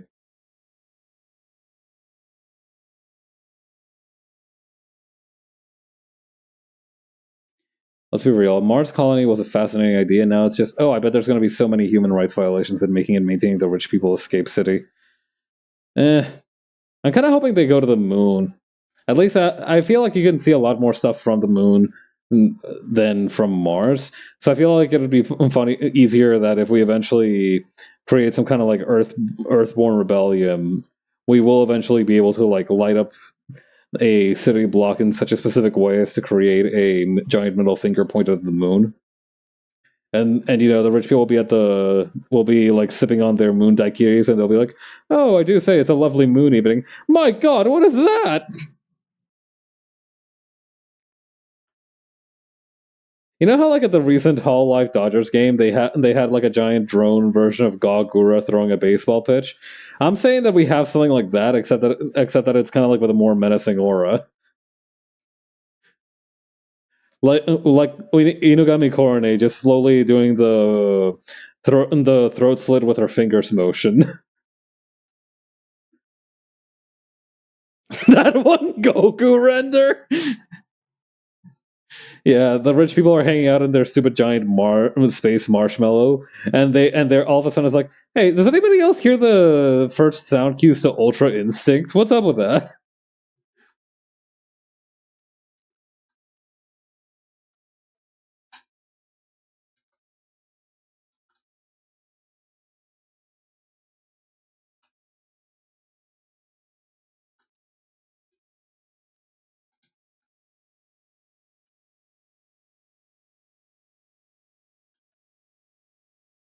Okay.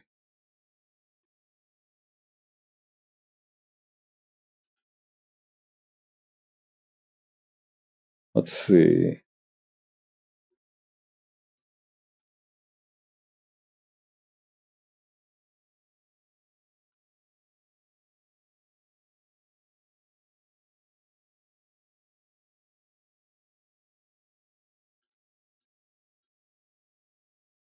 Okay, then over here.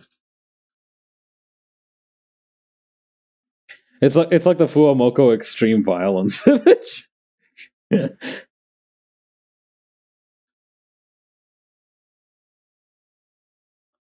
I will say it's kind of crazy to me how universally popular Fuomoko is, because apparently out of all the different English Gen Hololivers, their stuff is almost always sold out as well in Japan. Make a Cell Games Arena so they can see it from space. I mean, at that point, we might as well go full G Gundam and make like that one. You know how like the Earth looks like it's surrounded by a boxing ring in G Gundam, that sort of thing.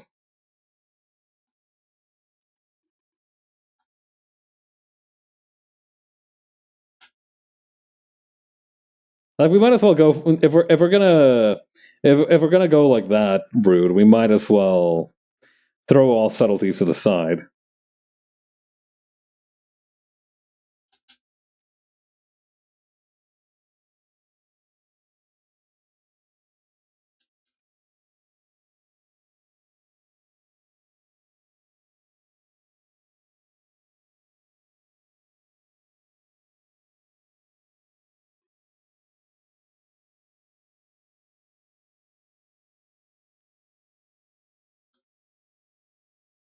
Okay, then over here we'll make another shadow.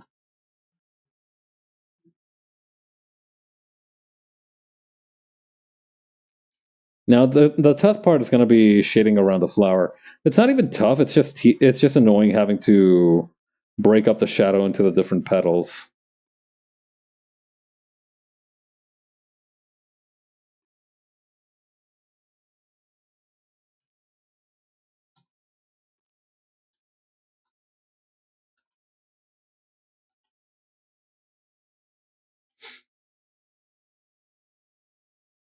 Oh yeah. Speaking of moon colonies, I do think that I do remember that the reason that NASA is handing off the project of making another space station is because they want to fuck around with deep space exploration a little bit more themselves. They're basically outsourcing it just so they can focus on deep space stuff. One of the projects is going to be basically making a moon space station called the Moon Gate, I think. I'm not saying I want a war between Earth and the Moon, but I am saying it would be mad funny for us to win by just cracking the glass dome with a brick we launched from a comedically large slingshot. I mean, it'd have to be a pretty large slingshot, brother.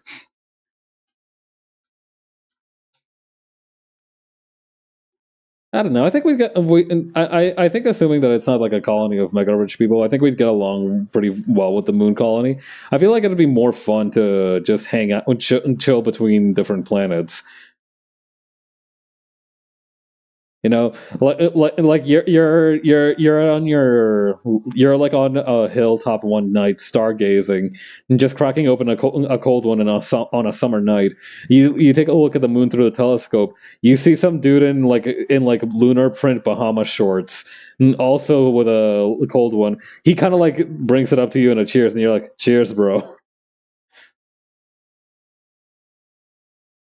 That would be like the ideal scenario.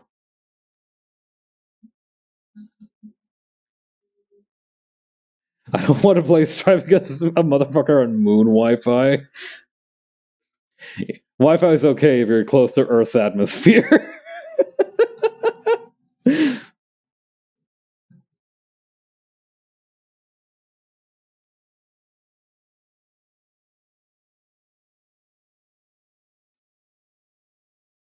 Well, Wi-Fi is okay so long as you're below the Kármán line.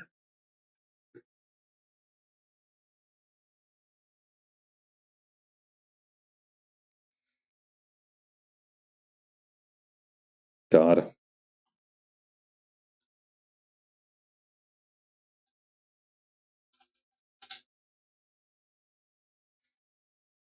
Imagine some dude manages to qualify for Evo on moon Wi-Fi. That'd be crazy.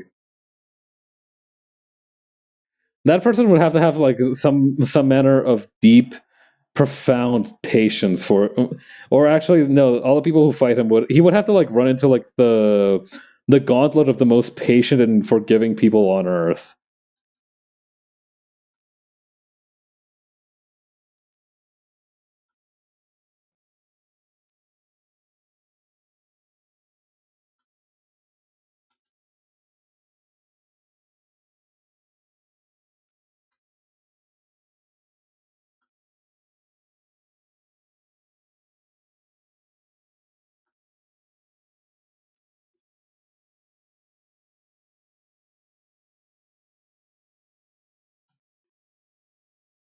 Okay.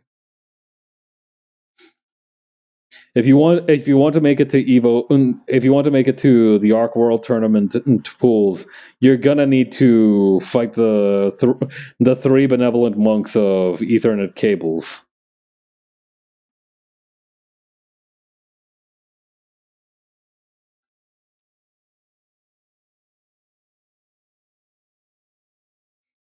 Honestly, I think if you introduced fighting games to like a Shaolin monk from turn of the century China, I think they would be pretty into it. The first Moon Evo contestant should have a pride flag instead of a country, so that every old person thinks that's the flag of the moon.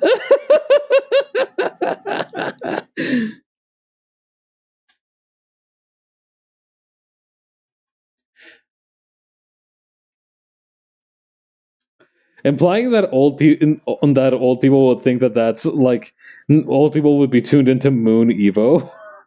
Well, actually, God, the lunar old heads are going to be built different. Actually, by the time we get to the moon, we might actually have like people who are pretty into fighting games now that are tuned into like Evo in their retirement home on the moon. I think if that's the case, they probably will not be surprised by the number of like transgender flags, sexuality flags, etc. Involved in the game.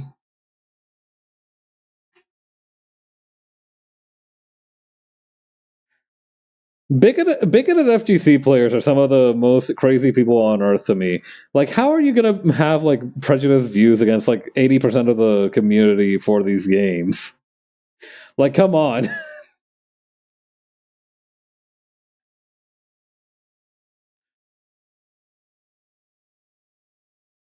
How do you not feel like a tool?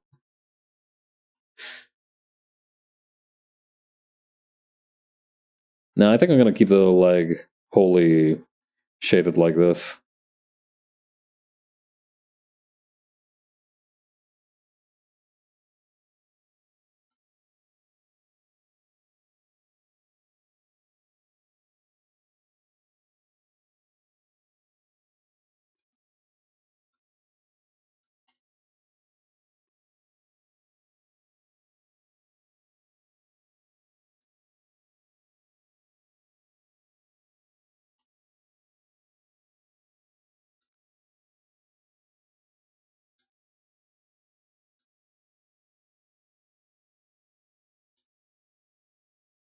Okay, there we go.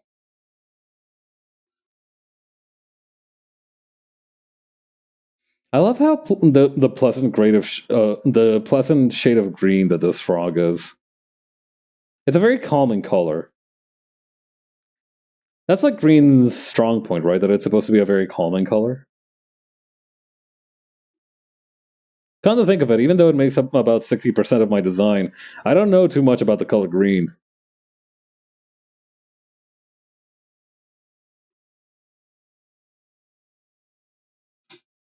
I know about it in theory. God, yeah, the culture war tourists on the moon are going to be. God, I cannot even imagine. The moon is woke.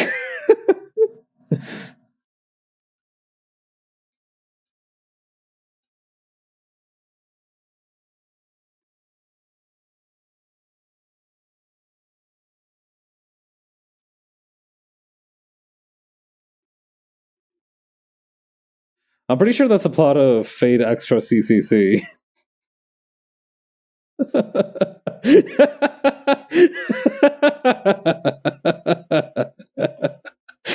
All right.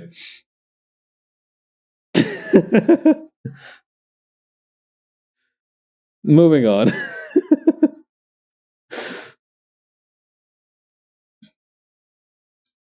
Ah, yeah, almost done with the fingers.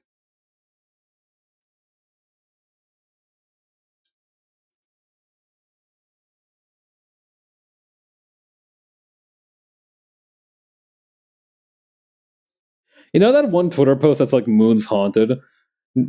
Same vibe, except Moon's woke.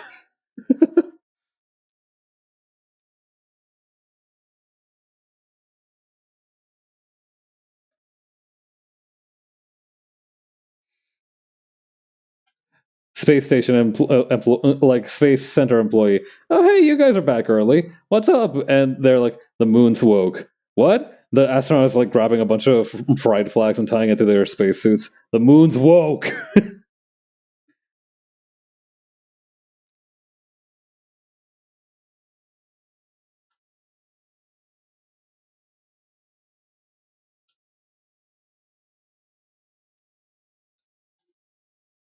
BB trying to teach us a lesson to accept others and their flaws, and one of the students trapped in the fucking moon computer goes, God,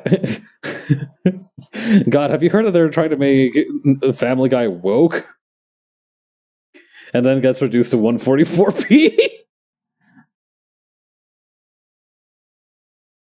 God.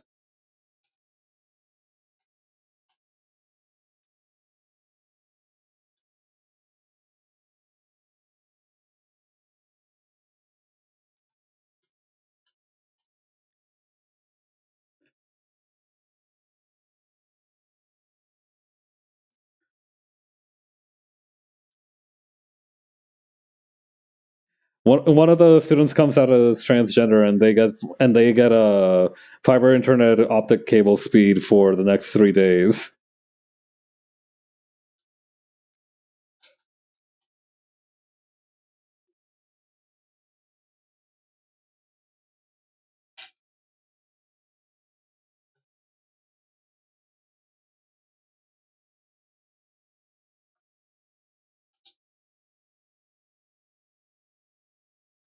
Okay, then over here.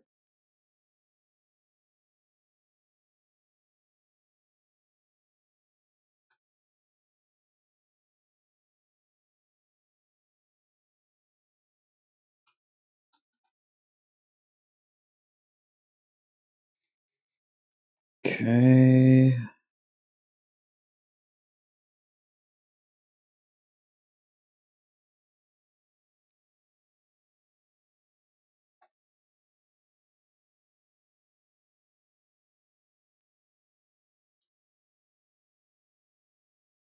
There we go.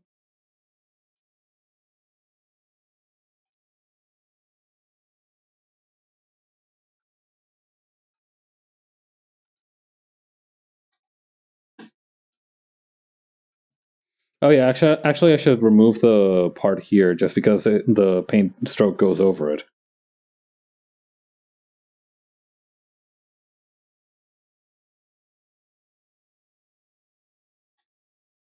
Okay.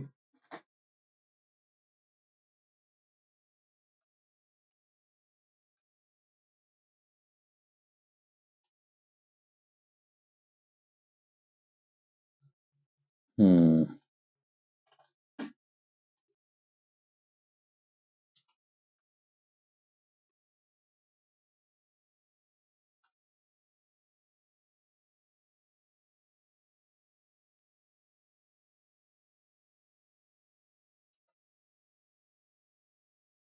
There we go. Okay, now I think the other thing to do, maybe make the inside of the mouth a little bit more vibrant. We'll also be applying those gradients that I was talking about a little bit later.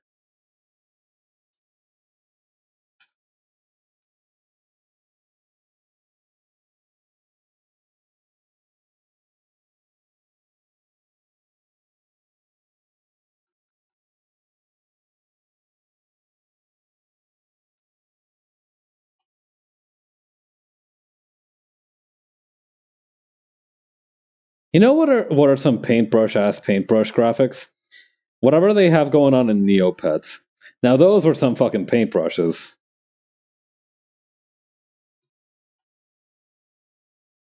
It's pretty funny that nowadays all I hear about is the Neopets economy crashing.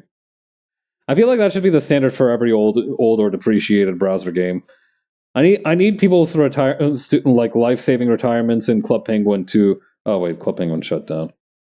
I need people's life saving and retirement plans from Pop Tropica to be shut down or otherwise eradicated.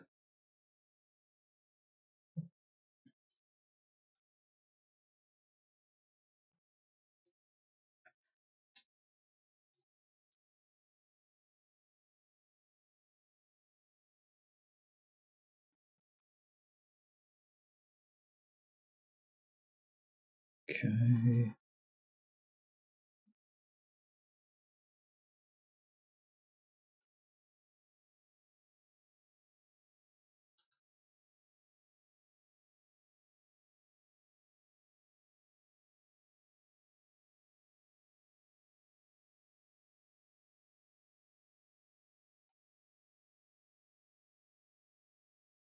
There we go.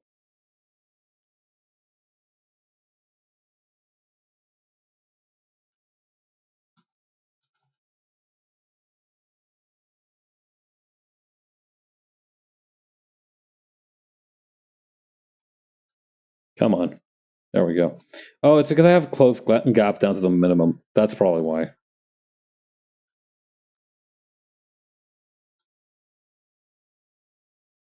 Yeah, I think I'm going to leave this front part untouched, but maybe on this part here with the purple paint.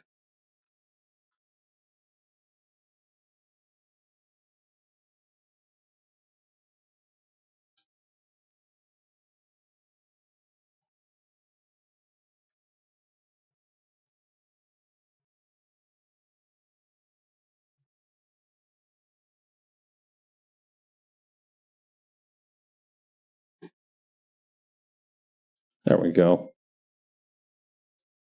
feel like this is missing something. Maybe some kind of circular graphic behind the everything else.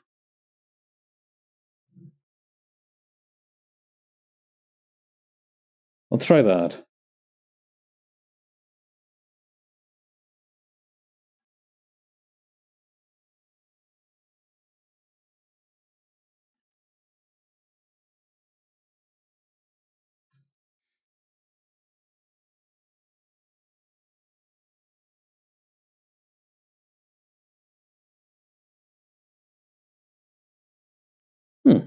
All right, pretty good, pretty good stuff. All right, so let's. Oh, that's weird. Oh, okay. Hang on. I need to.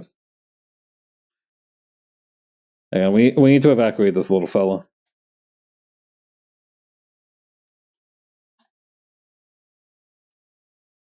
There we go. All right. So as previously stated, the plan now. Hang on. Well, actually, no. We can wait for that later.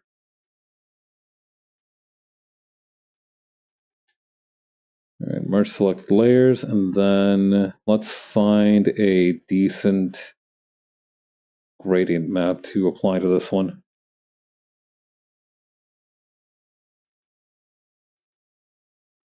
Ooh, this one's very cheerful. I like it. But this one gives like a nice kind of sepia feel to it. Hang on. This one darkens it a little bit much, though. Okay. Okay. I think this might be the one. Let's keep shopping around, though. I feel like... Alright, this one's also pretty good, though. Although I feel like it makes it too light, you know?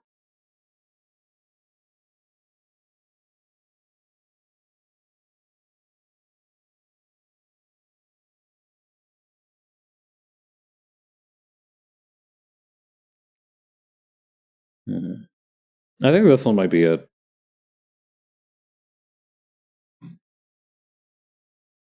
Alright, let's go with that, and also apply some last-minute changes.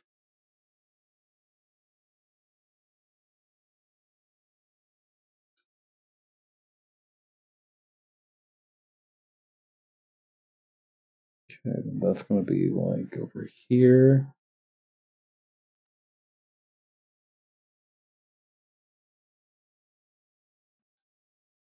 Feel like a slightly different direction is needed. Maybe instead of making it darker at all, we just make it a slightly more vibrant color like that.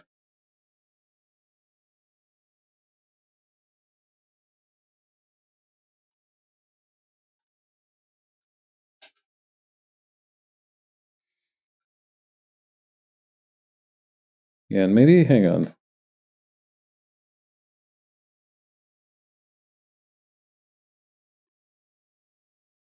And we can select the inside part of the brush streak here.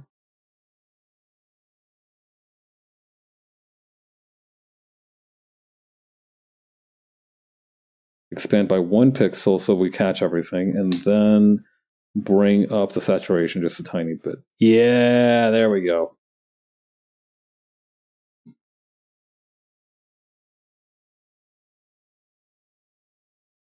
Alright, this one's ready to go.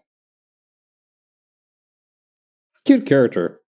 If y'all like character designs like this, you should really commission Bunny. I think their commissions are open right now, and yeah, go give Bunny some money real quick as a favor to me. Thank you.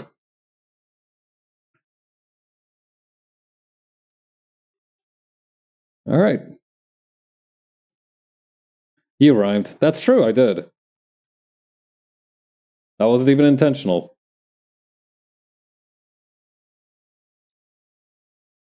But yeah, there we go. All right, so that's gonna do it for today. I'll be back on Wednesday, I'm pretty sure, to do some more art fight stuff. In the meantime, take it easy. I hope you all have a good week. I know Monday can be a rough start, but I hope you all have a great rest of your weeks. Talk to you later. Bye.